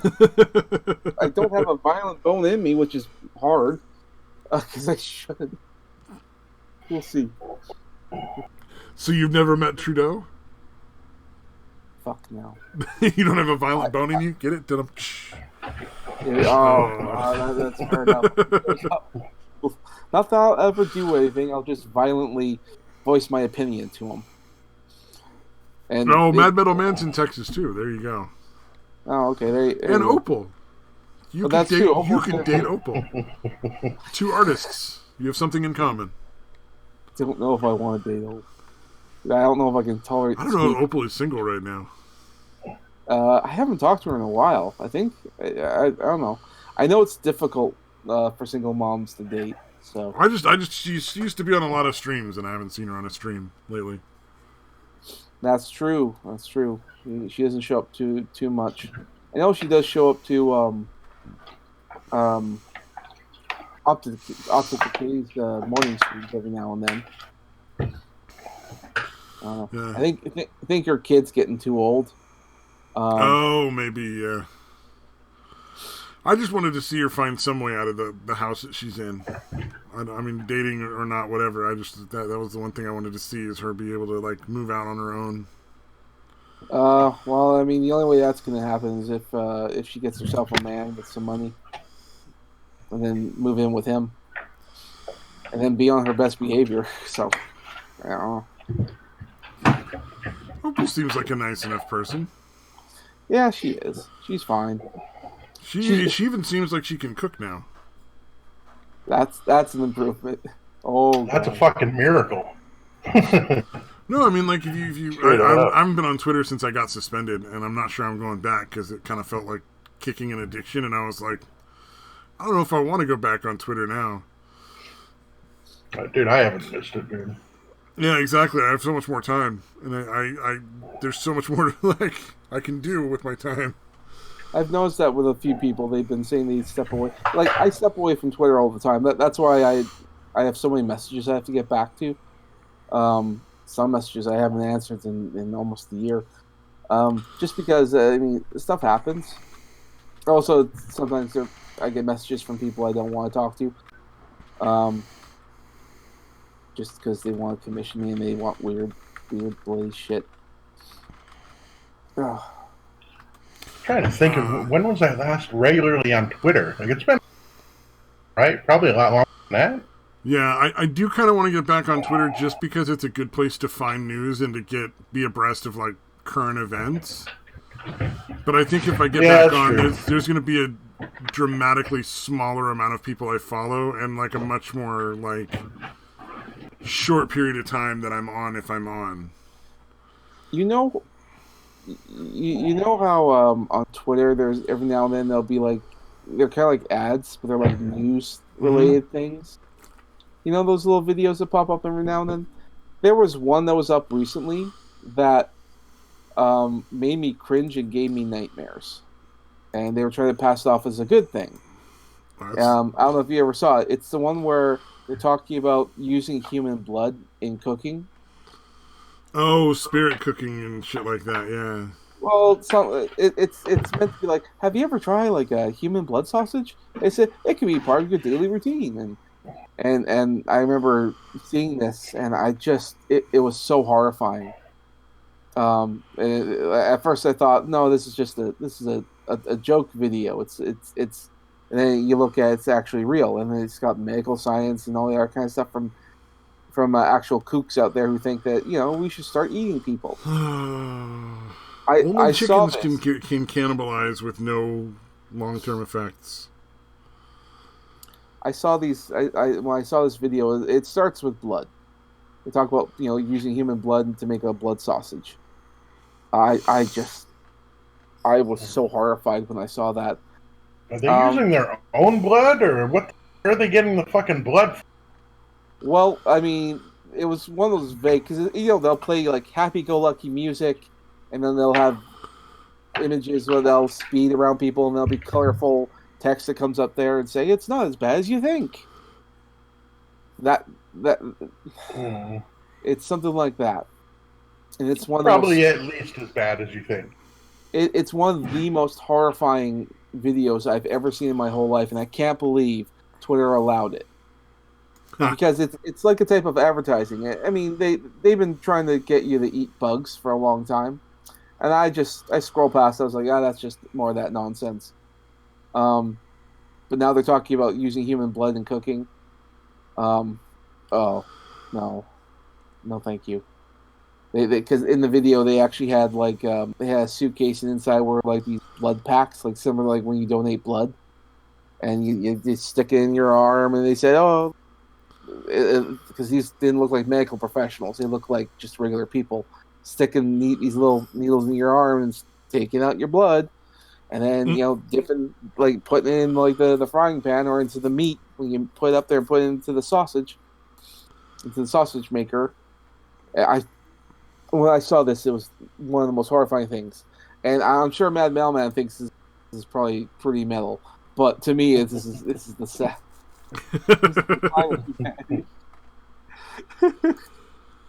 Oh man!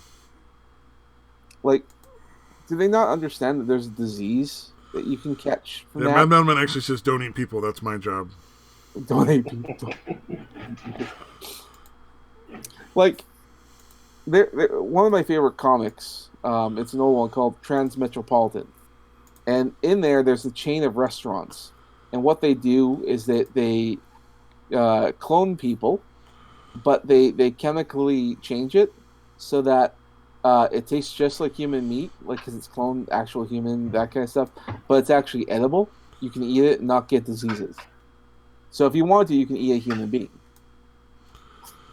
I mean, if that's something they're doing, I think a lot of people would try it, to be fair. I mean, look, maybe to try it, and if there's no side effects, maybe. I still wouldn't do it. Well, I just think people would, like, take a taste. Like, there's a lot of people who would be like, I want to try a human burger, and it'd be like a fucking trendy thing for, like, a month. I don't know. I think for a month or two, you'd probably get a big trend of people like, I had a human burger, and I thought it was great, and that'd be like... But that'd be about as far as that goes. Like, I think it would die out pretty quick. Yeah, there'd be that curiosity and the novelty of it. Yeah, I'm not saying you would. I'm just saying, there'd be a lot of fucking idiots out there. Yeah, I wouldn't want to, but I can definitely see a lot of wanting. I don't know. Just imagine a pussy burger, literally. I don't think free range human. You can go and pick like whichever one you want, like a penis burger or a vagina burger. Just each one flavored like the genitalia of your choice. I can imagine meaning to eating pussy. Yeah, that's the joke. You got it. I would imagine like the refrigerator would just be like a cool room in the back, and they would strap some sort of electrons or whatever to make the humans or whatever walk around, so the meat's always tenderized and always active or something. Oh, now I feel like I'm talking about like a sci-fi horror. Like, it's made from people. Made from people. I mean, did you learn about Soylent Green? Oh, I should watch that movie. Oh my God. Soylent Green is people. It's people. Dude, Saturday Night Live did a sketch about like them making sequels to that, and it was Phil Hartman basically playing the Charlton Heston role, and it was basically that. It's still made for people. Like 4 sequels where it was basically the same exact thing every fucking time. They're interviewing the director, like, why do it again and again and again?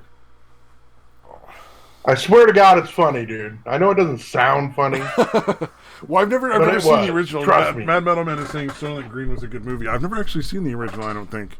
You know what? Neither have I. I think I'm going to look for it right now, and then I'm probably going to head to bed, and then tomorrow I'll probably watch it for breakfast. Movies 1, 2, 3. That's your guaranteed fucking finding anything. Almost, it seems like. Is it called Soylent Green or? I'm pretty sure that's the actual title. Yeah. Okay. There's a product called Soylent, I think, that you can buy. Yeah. I think so. Now that might get thrown in your search stuff. Oh God. Yeah.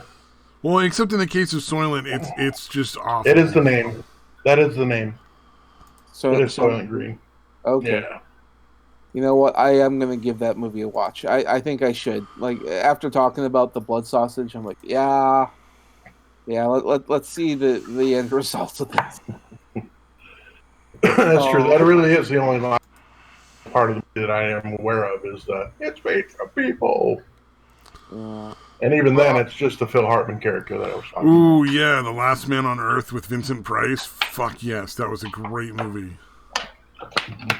Of course, then again, Vincent Price movies are awesome. Mad Metal Man. Sorry, Mad Metal Man was again recommending Soylent Green, and then he was also recommending The Last Man on Earth starring Vincent Price. My name is Archduke Ferdinand. I'm here to chew bubblegum and start World War I, and I'm all out of bubblegum. What the fuck? You mean the guy that got killed? I don't think he intended to start World War I. I think the guy that killed him. I want to die. Fair enough. Why do you want to die? Because I'm in this podcast at fucking 12:39, and I could be asleep. Yeah, that's true. not having anything better to do than this, that's got to be depressing. Yeah, it is. Well, that and like, I just woke up. I just woke up like a fucking dad. In a recliner with a beer in my hand that I did not fucking drop while I was asleep. That's a quality though. That's quality though. You didn't drop the beer. That's pretty impressive, actually. Well done. Was it a full can or an empty one? It was about 3/4. Oh, okay. Yeah, that's the thing. Well, you came here just in time for me to leave. The only person you liked, arguably, Satan. Arguably. Well, good night. Now I'm definitely gonna kill myself tonight, and it's all Samaj's fault. Okay. Well, I'm sorry, eh? Oh shit! I won't be able to do that anymore if we become American. Fuck! I gotta start saying naughty words and I know. I'll do it the American way. Go fuck yourself. A. You gotta have the A. Go fuck yourself, hoser. Oh, never mind. Oh man. We figured Samaj could move into your place, Satan. Now that Trudeau got elected again. Wait, did he actually? They elected Trudeau another time. Fucking yep. Wow. Okay. How long were you going to sleep, dude? Apparently a long fucking time. How long has it been? It's been like 2 weeks, hasn't it? A week and a half? Yeah, dude. I think I slept last Sunday and woke up this Sunday.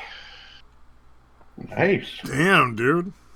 No, I've been asleep for about like 2 hours. I kind of crashed on the couch. Oh, those are always good naps. It's like there's certain YouTube things I think that everybody watches because they know they're gonna fall asleep while they watch it. ASMR gives them like a little like half-hour nap or an hour nap depending on how long the video is. I've never watched ASMR. I've watched ASMR. It doesn't work for me, but I do the oddly satisfying videos. Mm. Yeah, no, I watch. Yeah, well, I don't have any. Is that like of the channel or is it just the videos in general? There's multiple channels that make them. Oh, okay. You're just saying oddly satisfying videos. Yeah, okay, that genre. Yeah. I thought maybe it was a channel that I was unaware. I think there is a channel called Oddly Satisfying. Yeah, almost certainly. I don't think there's anything I've ever searched that didn't already have a fucking channel name.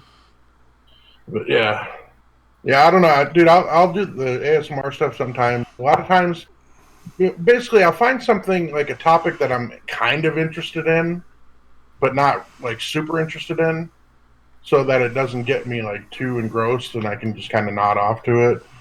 Yeah.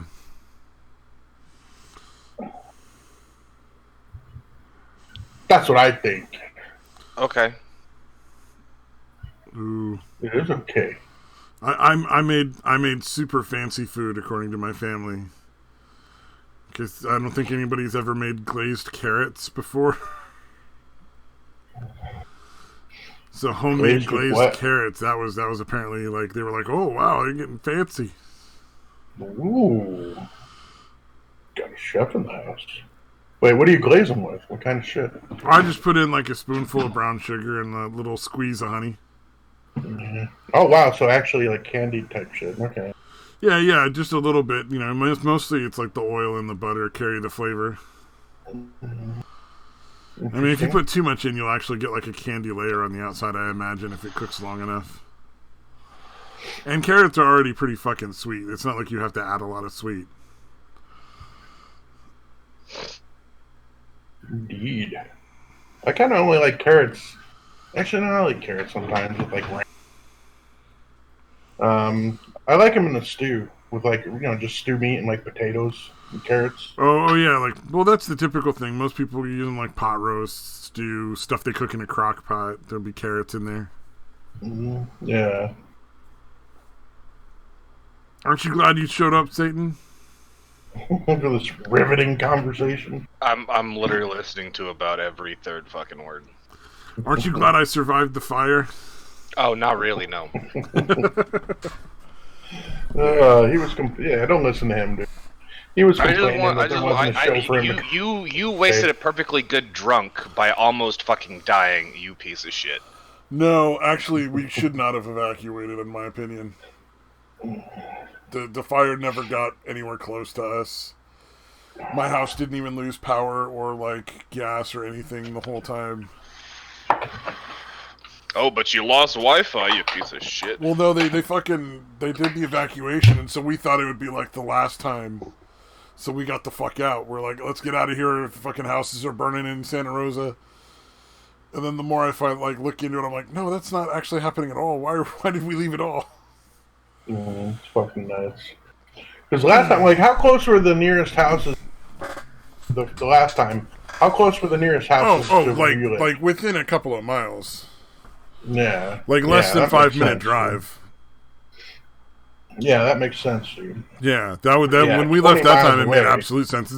No, like he walked outside and smoke was just heavy in the air and shit. Mm-hmm. This time it got like a little smoky for like 1 or 2 days, and that was it. Like, but they didn't lose any power, none of it. We should never have left. Whatever. Yeah, PG&E still sucks major cock. Mad Metal Man. Although they did give a credit to all the people they did the random power outs to prior to the fire starting. So everybody that got their power shut down by PG&E like at random got like a $250 credit to their bill. So I guess, I mean, for like 2 or 3 days of not having power, I think that's, I'm not sure how much I guess it depends on how much you get pay your monthly fee as to whether or not that's reasonable.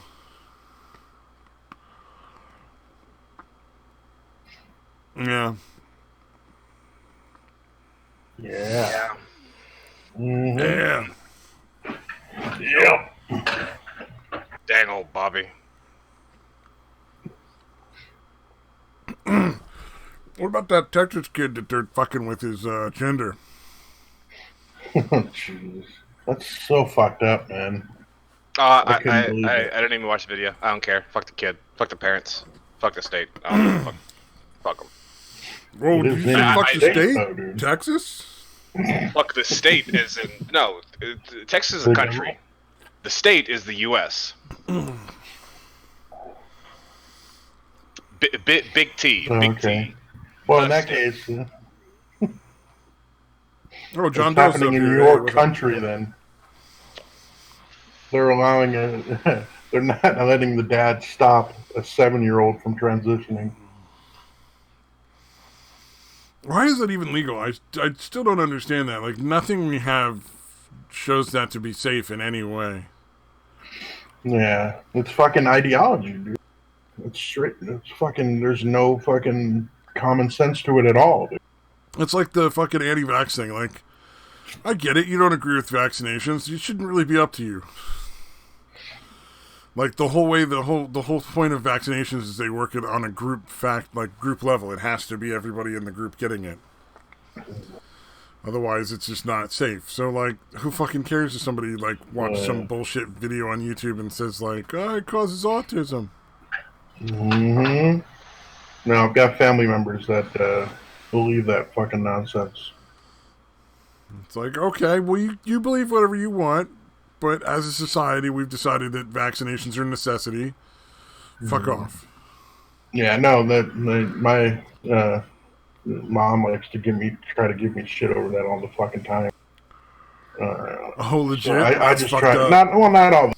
I shouldn't say all the time. I thought my parents were bad just being Democrats. You got fucking anti-vaxxers up there, dude. No, that's not good. Yeah, but again, if it's a really small number, then it's not really that much of a threat. You know what I mean? But yeah, if they get in any decent-sized numbers, and I don't think parents should be able to make that decision for their kid. Yeah, no, I'm with you, dude. No, it should be, mandatory. Of course, then again, they're allowing abortion up until like birth at this point in so many places. That's what they keep saying they want to do. What was it? That's going to lead to some fucking gnarly fucking Thanksgivings at some point. There's going to be like some dude sitting at the table with fucking forceps fucking scars in his head. Right. No, wasn't there a Sorry fucking... I survived, Mom. Pass the fucking gravy. Didn't Virginia actually say you could still kill the kid right after? That was New York. It was New York? Okay. I wouldn't say that was Virginia. New York makes sense. But yeah, literally, like, I don't know what criteria was supposed to be, but was it literally like, yeah, that kid's not cute enough, go ahead and fucking kill it. If they wanted to make a basis for people to, like, actually make abortion illegal, like, they're really trying. Yeah, it's a really fucking extreme, like, they want to kill the baby after it's born. All right, let's just make this illegal. It's fucking done. You know, like... Yeah. You're going to get that reactionary fucking swing the other way that's just going to go way too far. That is how things tend to go.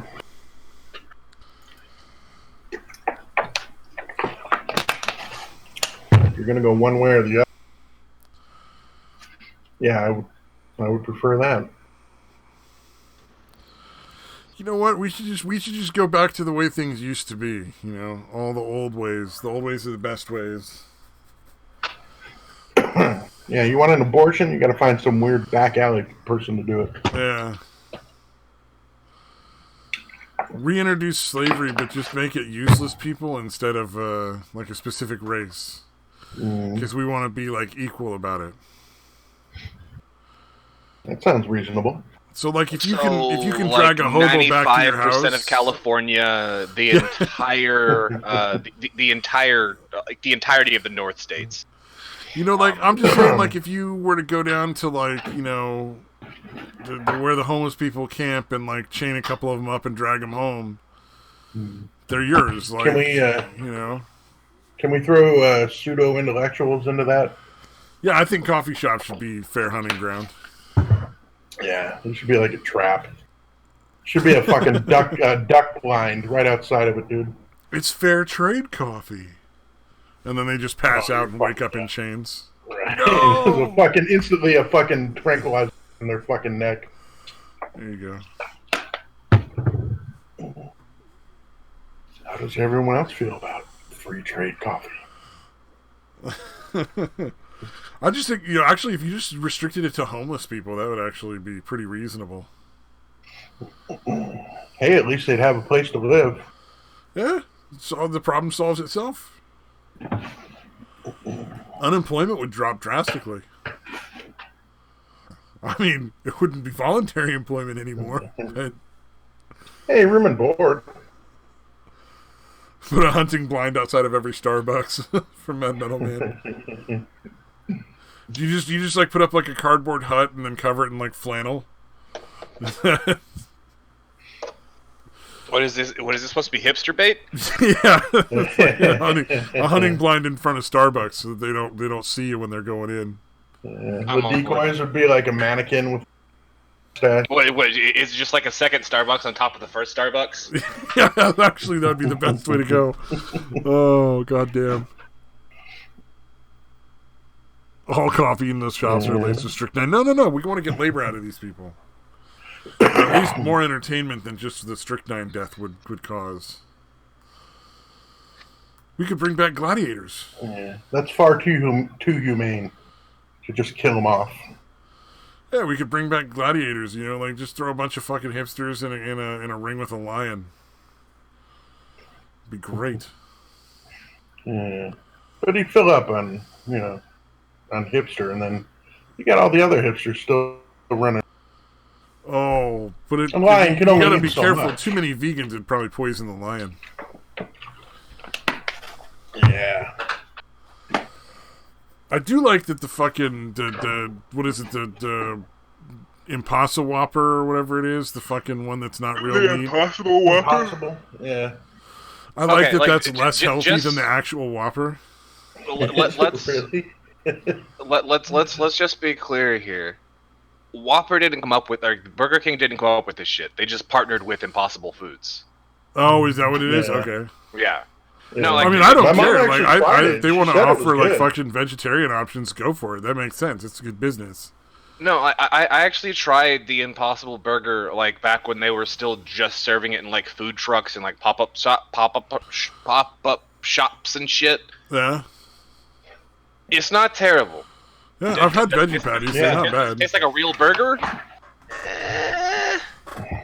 Is it good? Okay. Yeah, it's pretty good, but does it taste like a real burger? No, you can tell the fucking difference. Yeah, oh yeah. No, I've had a bunch of different kind of veggie patties before.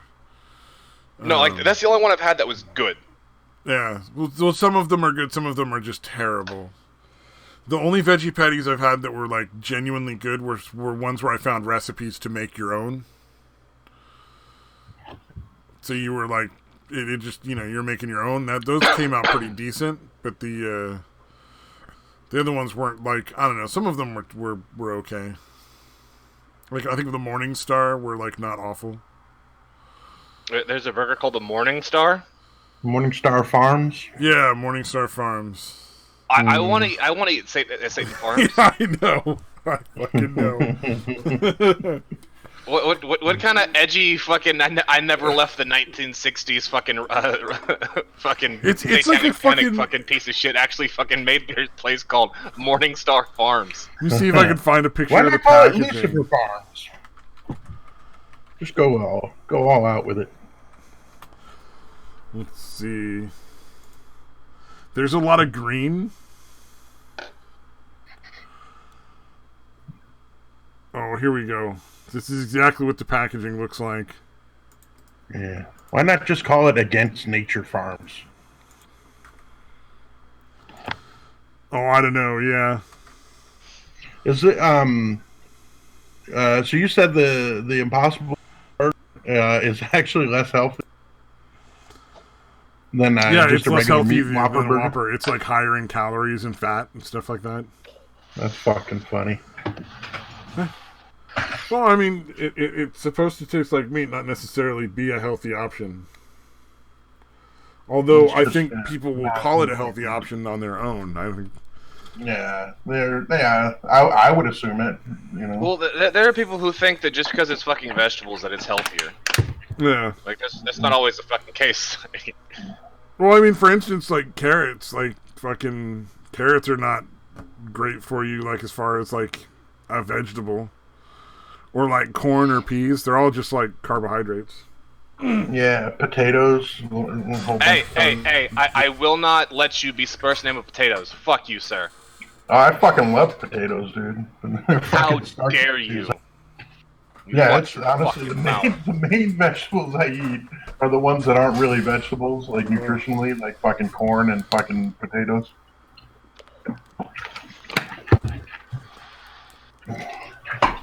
But there you go, on screen if anybody's interested, or the Morning Star packaging. And I dropped it in Discord and all that. I love potatoes, man. Potatoes are great. I just lettuce is just water. Lettuce can be so good though, like depending on if you get the right kind. Like if you get iceberg lettuce, there's no flavor, but if you get other kinds of lettuce, it's like actually like tastes good. Like a nice butter leaf lettuce for your salad. Oh, it's the texture's better, the taste is better. You know, throw some avocados and some onions in there, maybe a little chicken for some protein. Oh, fucking avocados. That's some good shit, dude. I love that nice shit. Vinaigrette with some fucking cranberries, some dried cranberries in there. Oh, you got it. Fucking, that's the way it is. Some walnuts. Good stuff. No. I don't like any kind of fruit in my fucking salad. Pussy. Alright. I think it's just because I never tried any of that shit. What, like you don't want no fruit tossed in your salad? Mm-hmm. Oh, did you see the thing I left in your Discord, Satan? Talking about tossing a salad. I found your fucking soulmate, dude. Nope, we're not even gonna fucking talk about that, you fucking piece of shit. It was the best story ever. I was like, holy shit, that's exactly almost exactly what happened to Satan. Fucking drunk dumb bitch. I didn't even realize till fucking 2 days later. Get the fuck out of here. I hate you. I hate you so much. I saw that and I was like, holy shit, that's so similar to Satan's story. I gotta share it. I'm sure he'll hate it. Oh, man. I had to do something. It was either that or start, like, sharing Pinoid videos in your shill channel. That's a great way just to get deleted. Like, you'd get yeeted so fucking fast. I figured that would be the unfortunate side effect of that particular joke. Just be like a one-time joke before he's like, get out of my fucking thing. Yeah, no. Oh, man. Not even a little bit acceptable. See, there. You know what? You should take Tarkasaw's thing and actually go start a fight with Pinoid. Like, try to get a real fight. Yeah, or Trippy. Either one. I don't think Satan... Do you have a thing against Trippy? I didn't think you did. Trippy's just retarded. Well, yeah, but I mean, like an actual hate, like a loathing. No, not really. The normal background hate you have for everyone. Yeah, he just never shuts the fuck up, dude. That's the only problem. No, Daneswat definitely didn't like him. I remember that. Yeah. Well, the fact that he was so unself-aware to say, I don't know, maybe I'm talking too much, and then like start shit with Satan because Satan says, "You think?" Like, that's basically all it was. That was all that happened. Oh, is that why he started ramping up? Oh man, yeah, that's fucked up. Yeah. After he was not shutting the fuck up for a very long time, and it's one thing to talk too much because Pinoid, I think he's kind of dumb too, but I don't fucking hate him or even dislike him really. I do. I hate him. But with Trippy, it's like not only does he talk too much, but he dominates the topic of conversation too. Okay. So, yeah, it bugs the fucking hell out of me. John Doe says Trippy is the resulting effect of listening to ICP. Mm-hmm. So now I feel kind of bad for Trippy. To be fair, I don't know Trippy. I've never had anything I don't really like. No, it was too many. I don't know. It was too many streams that I saw him in that he was doing exactly what he was doing on our. Again, dominating conversation. Guy that I've been enjoying on a positive note, the Killing Joker. I think the Killing Joke, or I think it's just Killing Joke. Yeah, that dude does great streams. It might be. I thought it was just a Killing Joke. Maybe that guy does great streams. They're like old-fashioned radio shows where like it's just like good music and occasionally he bullshits for a few minutes. He's got that Northeast kind of accent, right? Like, yeah, he's got that accent. Got a real gravelly voice too. Yeah, right. Yeah. Well, he's an ex-biker, all sorts of medical issues, so he can't like fucking go out and thrash people like he used to as a biker. But no, he plays just good music, and then so it's good for like a background stream too. And then just occasionally gets on and bullshits for a few minutes about shit, and then fucking plays more music. So it's How'd like you get away listening to with like that? classic radio. It's awesome. How does he not get popped for that? He does occasionally. You just got to give it a minute, and the stream will come back. Yeah. But even if you're just playing a whole song or whatever, isn't that enough to get you popped nowadays? He manages to get by. I don't know, man. I haven't seen him get popped that often for that many songs. I'm not sure how he does it. Although Doc does that too in his opening. Doc Griffin plays a lot of songs and shit too. Yeah, I'm not sure how they get away with it. Although now apparently, if you want to do... Sir, their Twitch Sings is a thing. I've heard about it. Twitch Sings. Oh.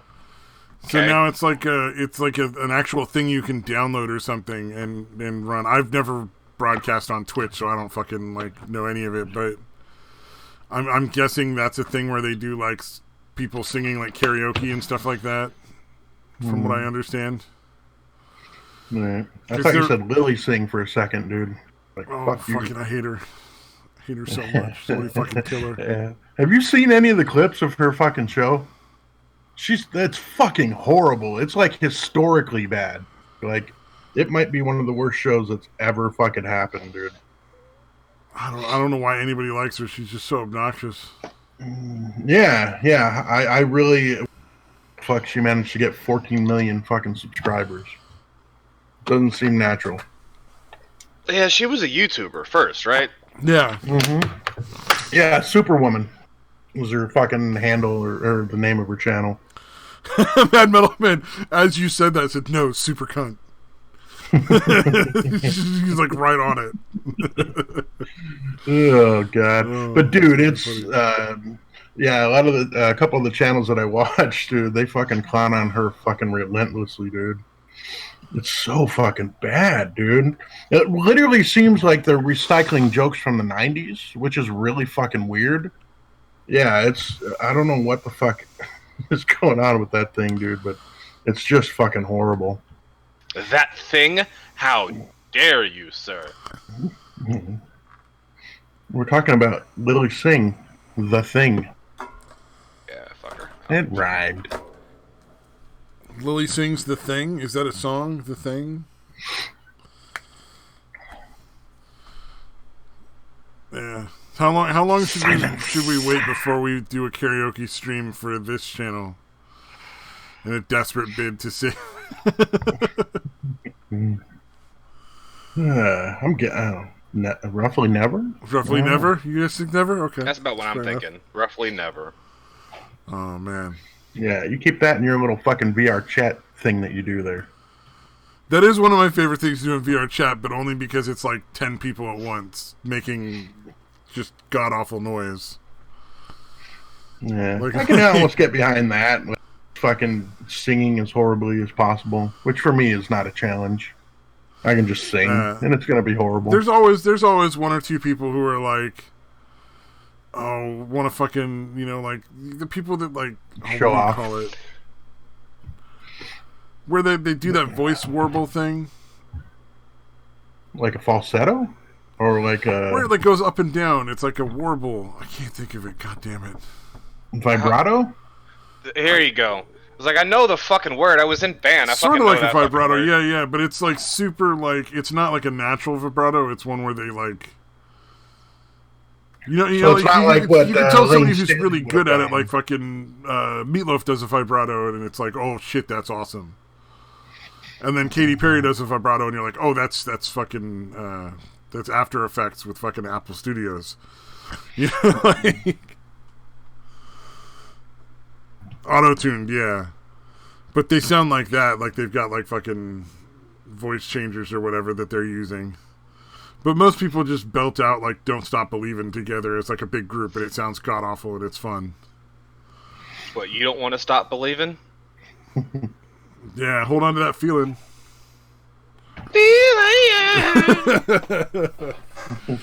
Yeah. Nah, dude, don't get me started on fucking karaoke, because karaoke is the shit, but karaoke online...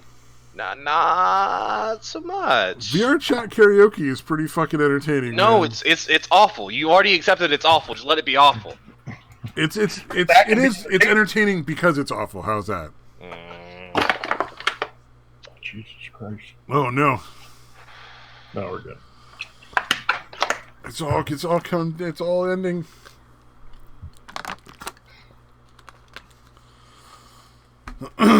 Did you guys see the? We didn't talk about. Oh, you just cut out right at that last part. We didn't shit. talk about it, and then it just cut for me. I heard K. Yeah. Katie Hill. Oh.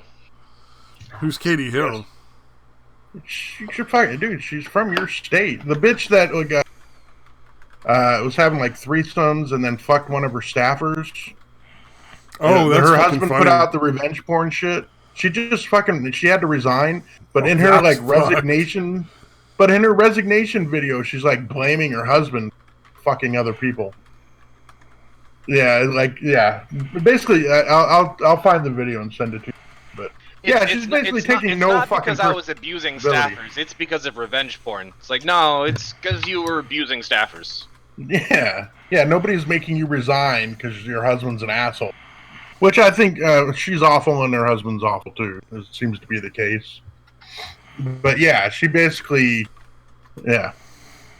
was fucking one of her staffers, so she had to step down. But she's saying that the reason that she's resigning, her husband was abusive and all this other shit. It's really fucking weird. I'm surprised you're not aware of this, dude. No, I didn't fucking follow any of that shit. That's fucking hilarious. She was a representative from California. Oh, it wasn't her husband that shared it. It was like a wife sharing it. Subreddit. So okay, so like a wife of one of her victims is supposedly Mad Metal Man, or not one of the staffers she was fucking. Apparently, it wasn't her husband that shared the revenge porn. It was a wife on a subreddit. Oh, according really? to Mad Metal Man, yeah. Oh shit! Okay, I didn't hear that. She's making it sound like. Well, I'll send the thing to you. Oh no! Wait! The lady herself, the Katie person, fucking posted it. I'm retarded. I should stop trying to figure this out. Oh, her husband shared the text. Some of it. Well, there's one. I think she's blaming her husband for it. No, her husband shared the texts, according to Mad Metal Man. Like, he shared all the texts that went back and forth. But dude, that's hilarious. She's trying to blame everybody like it wasn't her fucking terrible behavior that got her she's trying to claim that's why she resigned, and it's not the fact that it's highly unethical to fuck any of your staffers. Which I know it fucking happens, dude, but yeah, it shouldn't be getting leaked out.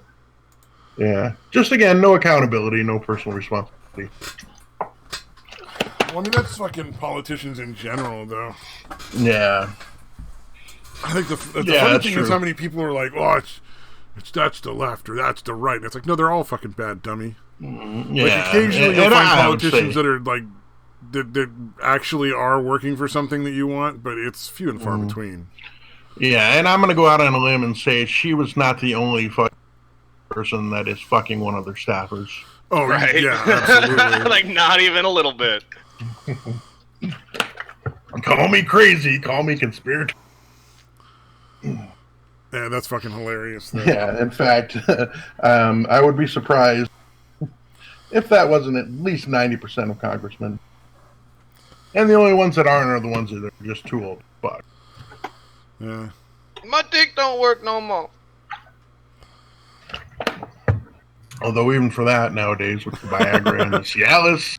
John Doe says it's only bad when somebody I don't like does it. Exactly, John Doe. It's 100% how it works. But I mean, if it comes out like that, though, I mean, you fucking, it's, again, apparently it's opening up to huge liability and shit, and that's why it's against, against the ruls. Well, I thought they had a bunch of slush funds to fucking pay for all the fucking abused staffers. Or at least the Congress did. I would assume California, like, politicians would have the similar thing. Yeah, I know that has happened where they've used like slush fund money to pay off people. Yeah. It's fucking nobody was surprised, I'm sure.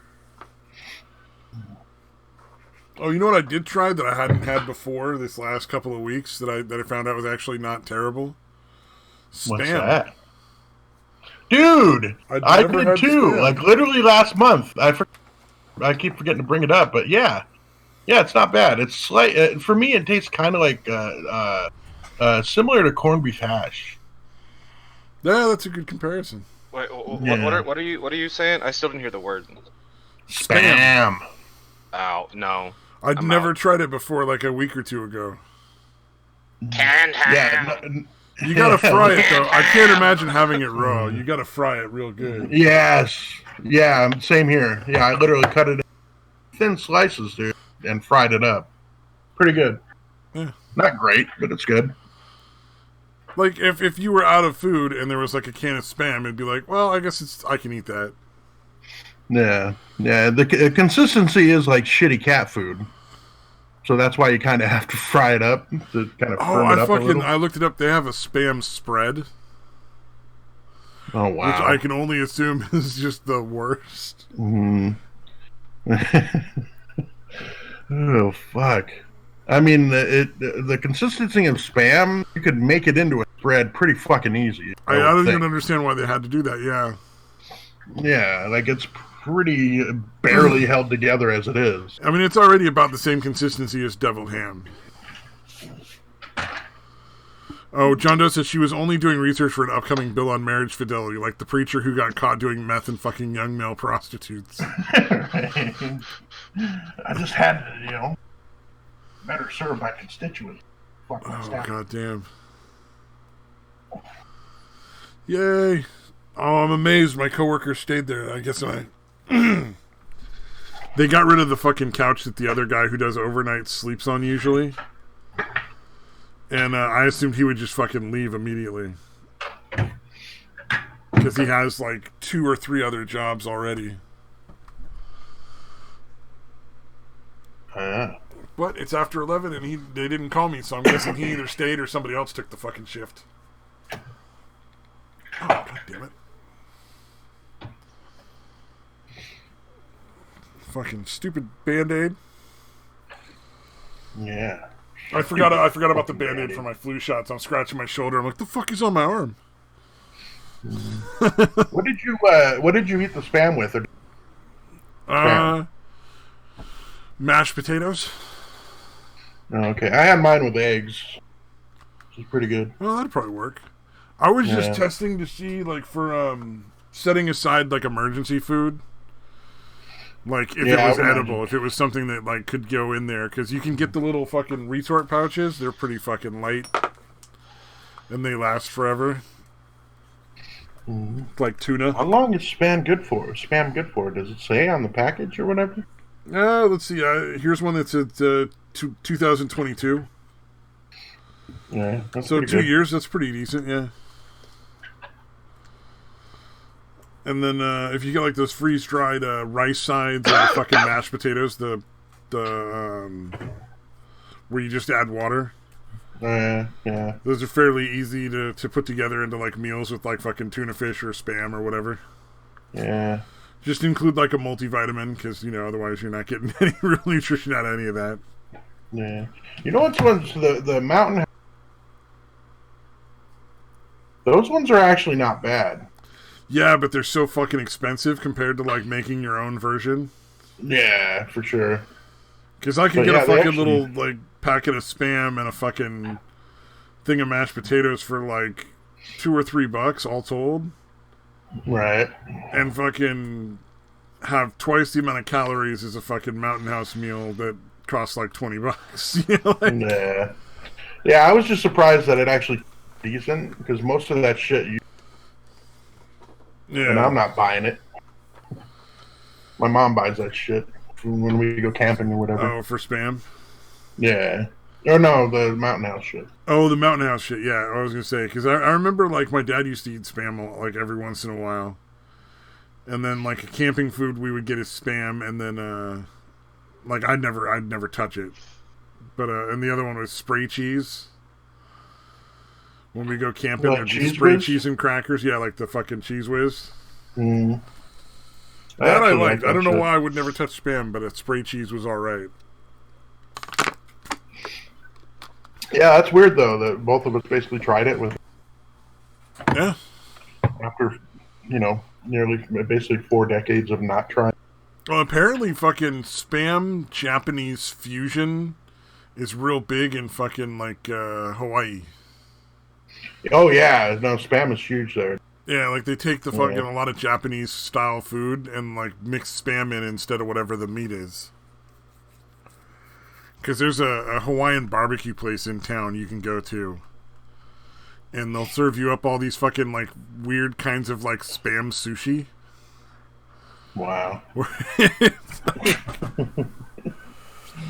Oh, was her and her husband both posting the photos? Okay, so yeah, apparently they both posted photos. Oh, gotcha. Love spam and heart disease and meth. Wait, meth? Hawaiians, yeah, love apparently spam and heart disease and meth. I those other things.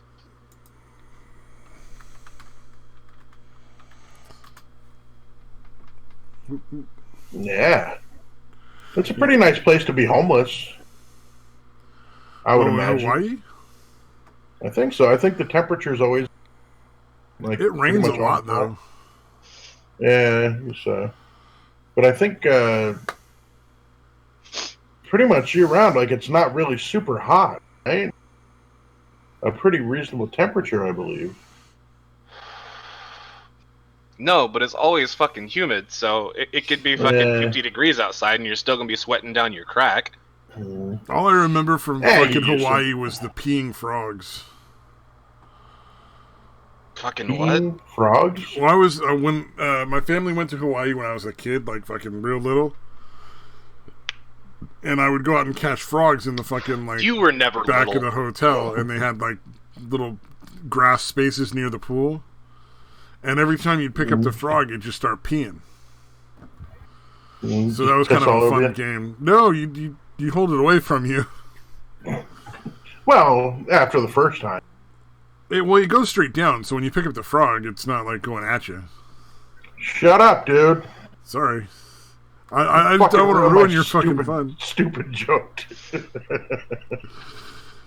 that was like my favorite game to play whenever we were like at the hotel. I'd go out and fucking catch frogs and like make them pee. Yeah, okay. That's not weird. At least I wasn't peeing in the fucking frog's mouth, Satan. Neither was I, for all you know. Yeah, for all I know. Yeah, like that guy with the whiskey dick, right? Huh? The fucking soulmate that I found you. Nope. He sounds like a guy you should party with. He blacks out drunk all the time, pees in girls' mouths. Mm-mm. Oh man, spam musubi is the sushi I was talking about. Apparently, it's just like a slab of fucking spam on top of rice with some fucking seaweed to hold it together. So it's like a California roll, but with spam. Yeah, it does not look particularly appealing, to be honest. Yeah, I don't know. I didn't try it. Did you try it just raw spam or any of it? It looks like there's some sort of sauce from the pictures. I haven't looked up an actual recipe for it. No, I'm saying when you tried spam, did you try any that was? I think I got like hickory smoked and then regular. And they were both fine, but I couldn't imagine eating them raw. I think I would probably be like, oh. Yeah, no, just looking at it and realizing the consistency of it, I was like, yeah, I got to slice this up and cook it. Yeah. And fry it up. So that's how I see all the Canadians on the YouTube do it. They like to fry spam a lot. Spam a lot. Monty Python. I hate you. I think you did it on purpose, dude. Oh, apparently you're supposed to add General Tso sauce to it. General, go fuck yourself. So it's literally like a slab of spam. So it looks like it's been fried. General Tso sauce and rice, essentially. Which I'm sure is fine because it's all pretty like bland things. I'm trying to make my own Mongolian beef, but the fucking flat iron steak is never on sale. Pissing me off. Oh yeah. We usually just use fucking tri-tip leftovers for whatever. Yeah, that's what. I mean, I tried it once with just like stew meat. It was good. It was okay, but Yeah. not quite. I want to try it with the flat iron steak to see if if it's worth using that as opposed to, because flat iron steak now, I don't remember it expensive, but it's like, I don't know, $8 a pound. Huh? That's great. I don't think we get flat iron steak around here. I think we get flank steak, which is probably like similar or as close as you're gonna get though. Yeah, the flat iron steaks that we get here, they're always sealed up, not just kind of wrapped up or whatever, like how tri-tips or stew meat or any of that shit is, or hamburger or whatever. Yeah, it's something that's packaged are apparently sealed up. Not really big elsewhere, but California, they're like super common.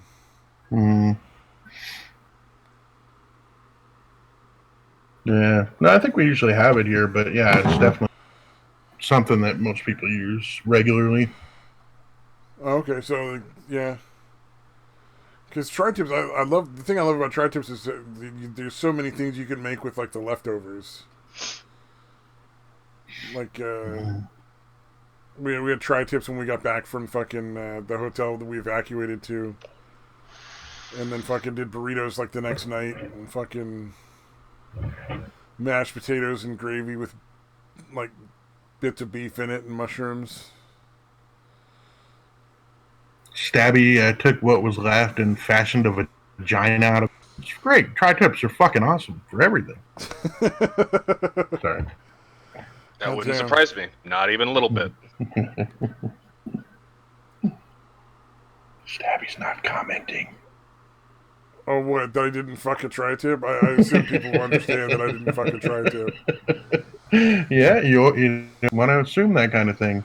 Isn't the more common one like the people fuck like watermelons or pumpkins or something where they cut a hole in it and fucking... I've never understood that. I don't know, that sounds awful to me, but... Supposedly those are the things people bang or whatever. I don't imagine meat would be very pleasant to fuck, though. Like, just dead meat. Yeah, it's fucking weird. I don't know. I've always just used, lotion in my hand. I've never tried to fuck any kind of fruit or meat or any of that kind of shit. Actual lube is pretty good. That's a nice little upgrade. Yeah, get some lube like a real fucking man. No way, dude. That'll be extra. Oh, it's something that can, moisturize my weird ashy elbows and also masturbate with. So you can kind of pretend that you I don't like anything off? That you are. Is it really just so you can have like the fucking lotion sitting out so nobody thinks like, oh, he's jacking off with that? You can be like, oh, for my elbows. No, I keep it in the bathroom. No. See, lube is great. It's way better. Like it's a whole nother fucking ball game. I'm so sorry. Yeah, and the 10 eggs even better than that. It's good enough for me, dude. It does the job. A Tenga egg. I have tried the fucking Fleshlight, but that was fucking you can't clean those well enough for it to be worth fucking keeping them. That's just like a fucking infection waiting to happen. Oh, really? You can't like take it out and like fucking. You can, and I just don't trust it. There's too many fucking folds and creases and shit inside of them, dude. Oh, gotcha. Yeah, that's gross. Yeah. I mean, I clean them out with fucking soap and water, and then I pour rubbing alcohol through them, but I just still didn't trust them. Yeah, it's not something you want to fuck around with, I would imagine. If I go to the doctor for a UTI, I want to be because I was fucking some, like, skank. No, I was fucking a fucking Fleshlight. That's understandable. Like, that'd be funny if you just that's where you lie to your doctor. You're like, no, I better get a test because this lady was unclean. Right. You're like, yeah, this looks like it was from fucking diseased semen. You fucking degenerate. like the doctor would be able. Well, what the fuck? Be able to tell. Oh, what was it? I saw one of the Reddit things like, "Thanks, I hate it." When somebody was like, "Imagine if instead of like millions of sperm, you just ejaculated one big sperm and you had to like chase it down and kill it before it got too far away." Jesus fucking Christ, dude. What the fuck is wrong with you? Seriously. I don't know, I just thought that was fucking funny. Wait, whose thought was that? That was some Reddit person's, not mine. Okay, you did repeat it though. It does sound like it does sound like a stabby. I want to make an abortion horror movie where, like, fucking somebody takes a bunch of leftover baby parts and creates, like, a giant monster that goes around killing people. So, like a Frankenstein, but with abortions? Yeah, but, like, grosser. Yeah. You create a Frankenstein size I want to make sure it's gross enough. with baby parts. By definition, it would be. Yeah. There's no way to not be grosser, dude. Yeah, because, I mean, how many hands together to make, like, one Frankenstein hand, you know? Stabby's thought about this. Way too fucking much, apparently. Stabby thinks about lots of weird shit. There's a lot of fucking stuff that goes through Stabby's head that you don't get to hear. That's terrifying. And you're probably really happy that you don't. So this is the edited version of you? Oh, fuck, that is terrifying. Oh, John Dose's Mad Metal Man has the trademark and copyright on the baby in a blender idea.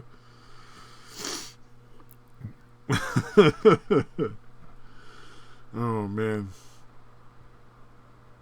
What about, dude, maybe a movie about, like, the abortion that lived? That'd be interesting, dude. Like, just a fucking, like, movie about this guy's life, like, how awful his fucking life is, because he just, you know, is all fucked up from, like, fucking forceps and shit. Like, brain damaged and shit, like, retarded. You can make it real sad and, like, Lifetime movie style.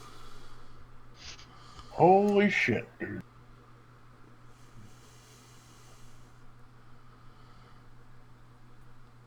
I should never make movies. That is also true. You know what you should also never make? People. Never make people. No, I've got no interest in kids. Stabbies. Don't worry. That terrifies me more than it terrifies you. I doubt it.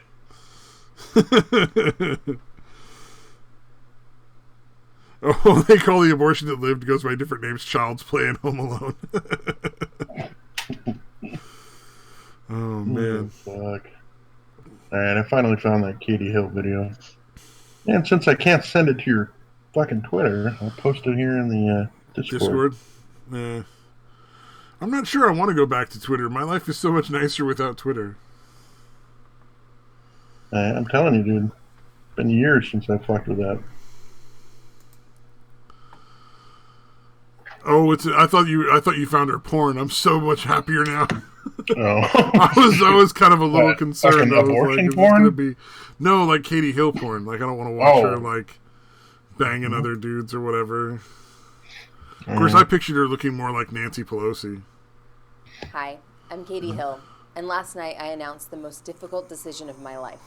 That I would be resigning. Yeah, she's not super hot or anything, but I made this decision so my supporters, my family, my staff, and our community will no longer be subjected to the pain inflicted by my abusive husband and the brutality of hateful political operatives. Abusive husband and the brutality?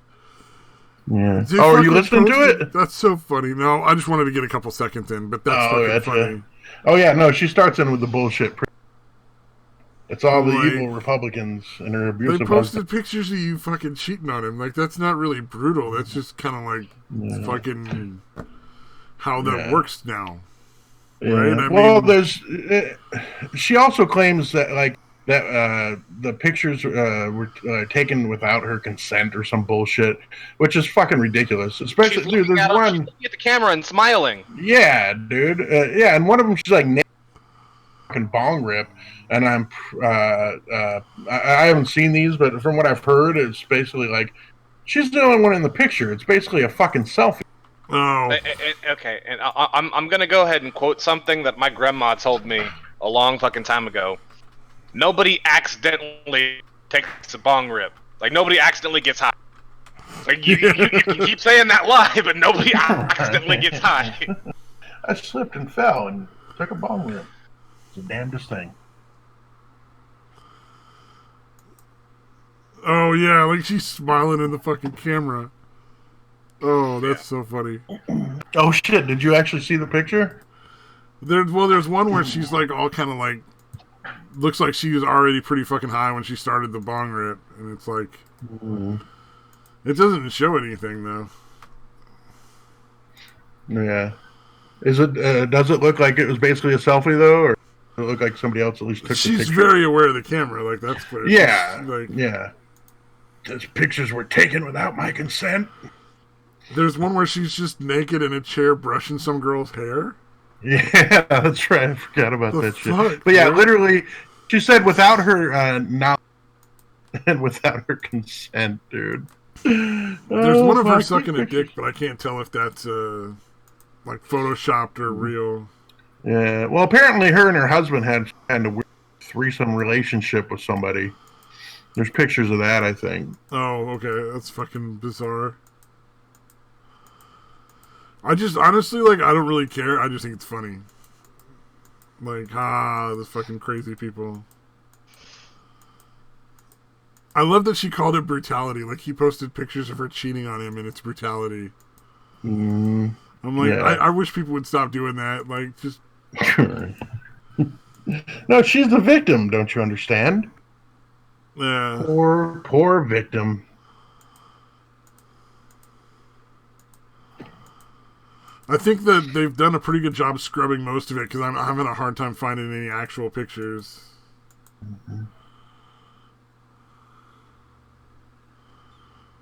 Yeah, the more pictures I'm seeing, though, I'm like, holy shit, not... Like, this is the best she's ever looked in this video, dude, from what I can tell.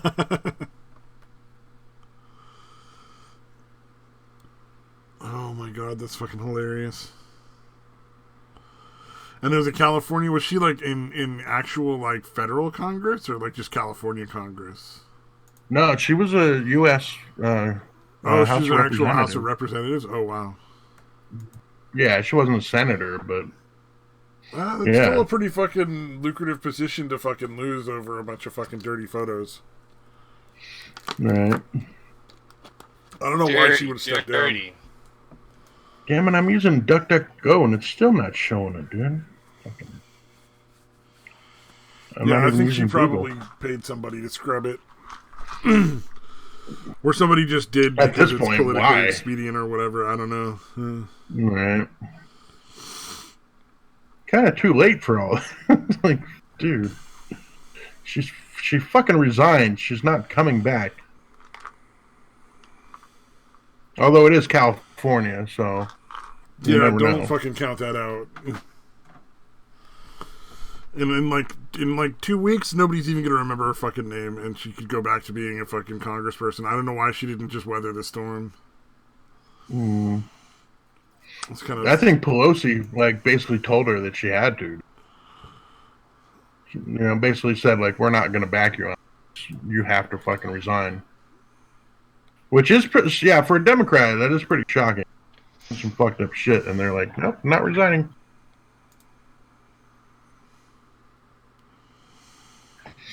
Whoa, we got 2 likes on this video. Holy shit. Let me go ahead and fix that.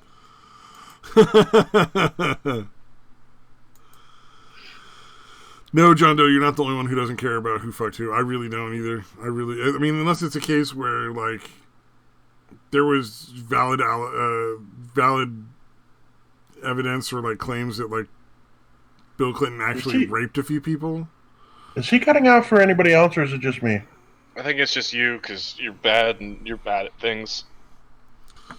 Oh, okay, no, my signal is shitty. Okay. Yeah, I was just saying, like, I don't care who fucks who unless it's, like, an actual case of rape. Like, there was pretty reasonable evidence to believe that Bill Clinton, like, actually raped a few people. The shit where he fucked Monica Lewinsky, I didn't give a shit. I still don't, because that was obviously consensual. But, like, the fucking ones he actually raped, that's pretty fucked up. Mm-hmm. Was that the case with this Katie person? Did she actually, like, take advantage of or, like, fucking force people in some way? Or was it just all, like, just people fucking... Yeah, it was because it was. Oh, did he cut out for you too, Satan? Yep.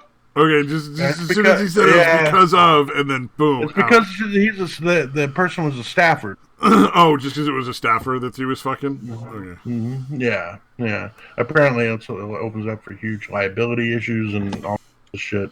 Yeah, well, like I said, I don't know if it was consensual or not. That's the only thing that would make a difference for whether I give a shit. Yeah, I'm pretty sure she didn't rape the guy. Yeah, if it was all like just for fun and he enjoyed himself, then I don't really give a shit. Like, it's between her and her husband. Like, they should definitely have a fucking divorce. Clearly, they're not happy with each other anymore. Right. But, yeah, but no, that's the thing. It's a huge ethical violation. I mean, it's so human, and everybody that has money and power fucking eventually gets caught up in that kind of shit. Almost. I mean, you're the extreme exception if you don't get caught up in some sort of infidelity. If you got money. Yeah, no, it's the fact that it became public. So that's really the only problem is it became public. Essentially, yeah. Yeah. Like, you can't deny it the way they do for every other senator, basically, or every other congressperson. Oh, yeah. Well, the funny thing, though, that I thought that's kind of funny about that was you were saying apparently there was, like, a 3-person relationship going on. Mm-hmm. So, like, they had already included somebody else in their fucking marriage, so it's fucking... They're already on that way to Weirdsville. Mm-hmm. Yeah, I forget the term they keep using it for, but it wasn't just threesome. I think it was like a polyamorous relationship. Was it a throuple? Yes, that's the word. It's been they bugging. had I fucking hate that. I fucking hate that word. Am I alone hating that word? I think you're kind of alone hating that word. I love that fucking word. I've never heard that word before. That word. I don't know. It's annoying, I guess. But it's fucking annoying. It's annoying how much people are using it. I may come around on it, but I've heard it so much that I'm already sick of that fucking. Well, I'm not a fan of polyamorous because it's bullshit. That's one of those things that's fucking annoying. You mean you're bi?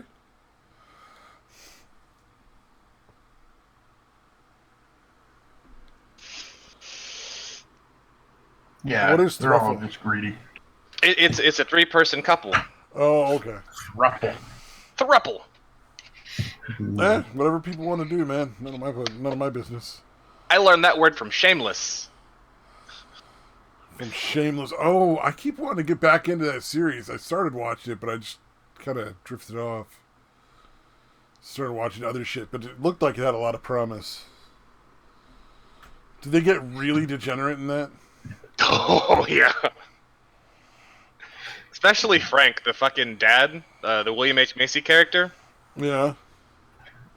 Like, the past, like, 2 seasons, like, especially this past season, was, like, they tried throwing in a little bit too much fucking real-world shit. It was like, no, nobody wants to hear about the fucking politics. Just go back to doing stupid, crazy shit. That's all we care about. Yeah, I think the last part I got was they fucking tried to ditch Frank in, like, Canada or something. Yeah, that was good. That was pretty fucking funny. That was like, god damn, dude.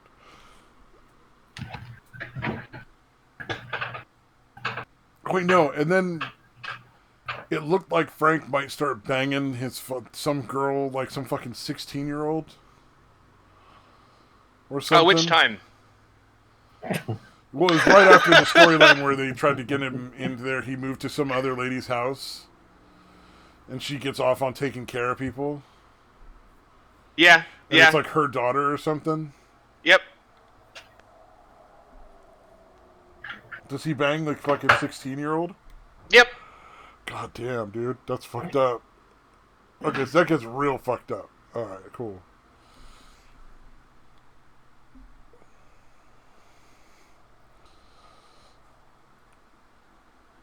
Were they a thruffle?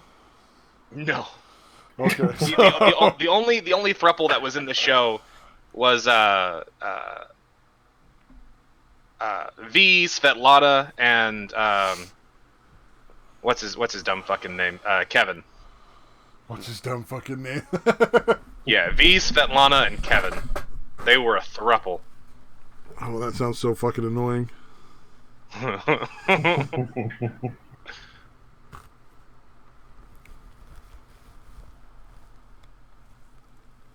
Maybe it's because it sounds cute. Maybe that's why you don't like it. Yeah, it could be. It does sound pretty fucking cutesy. Throuple. It does kind of sound like a Pokemon.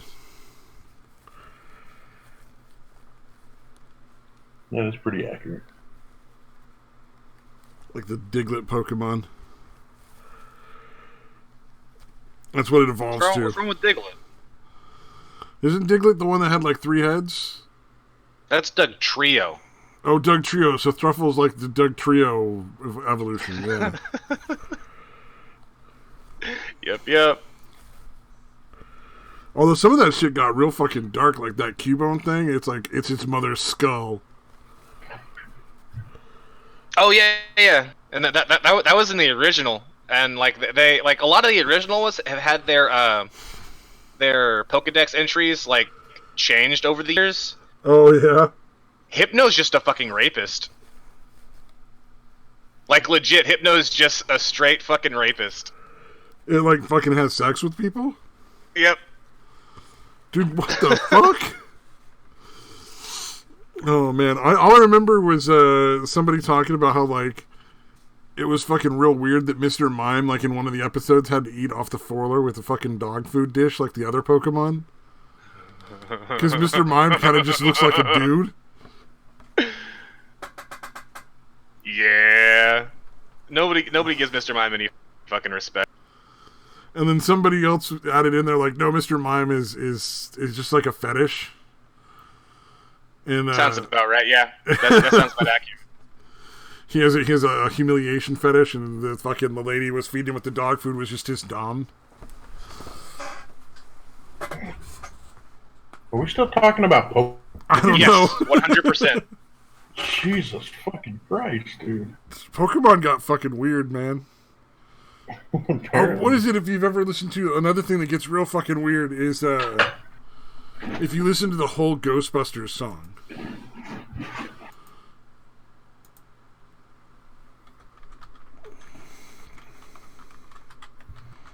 Okay. Like the whole fucking song. Like there's some weird in the neighborhood. Like all you ever hear is the first part, and the fucking like I ain't afraid of no ghost. Call Ghostbusters shit. Yeah. Mm-hmm. Who are you gonna call? Yeah. Like at a certain point, it's like an invisible man sleeping in your bed. Who are you gonna call? Ghostbusters. That sounds hot. I ain't afraid of no ghost. I hear it likes the girls. I ain't afraid of no ghost. Yeah. If you've had a dose of freaky ghost baby, you better call Ghostbusters. And then it starts going, let me tell you something. Busted makes me feel good. Like the whole song starts to get weirder and weirder. It's supposed to be like ghost busting, but he's talking about busting nut. Very, very subversive, dude. It's not subversive. It starts to get like, you're just like, this is a lot weirder than I fucking would have thought. Yeah, you never hear the rest of the fucking song. Right. You have to remember, what decade was this written in? Oh, that's right. I keep forgetting 80s? You're like a fucking fetus. It was the fucking 80s, dude. No, I know what fucking decade it was. That was a rhetorical question, you dumb piece of shit. I thought you were just pointing out that, like, you're not old enough to fucking remember that stuff. No, it was written in the fucking 80s. Everything was kind of rapey in the 80s. Because everyone good point. was fucking cocaine, and nobody really cared about boundaries. Yeah, that's a fair point. You're not wrong. You gotta catch all the STDs. Thank you, John Doe. Oh man, should we fucking put a should we like fucking end this now? Like, what? Like, we're almost at 4 hours. Yeah. Are we seriously? I didn't show up to though, huh? Yeah, we probably would have been done, but Satan joined kind of late, so I didn't feel like trying to end it that quickly. Got to let him get his hatred out, otherwise, you know. As long as he doesn't know where we live, that's the key. Casa Grande. Yeah. Don't fuck up my passive suicide attempt, dude. Now you just gotta let me know where you live. What, me? Yeah. Oh, Nevada for sure. Just Nevada? Go there, knock on doors. Yeah, I live in Nevada. Wait, is that an actual town, or are you trying to say Nevada? No, Nevada is a real city in California. Yeah, okay. There's like a bunch of little cities right around San Francisco. Is that where you actually live, though? Sure. I hate you. All right. And on that note, for the two people that actually joined us, thank you very much. Have a great night.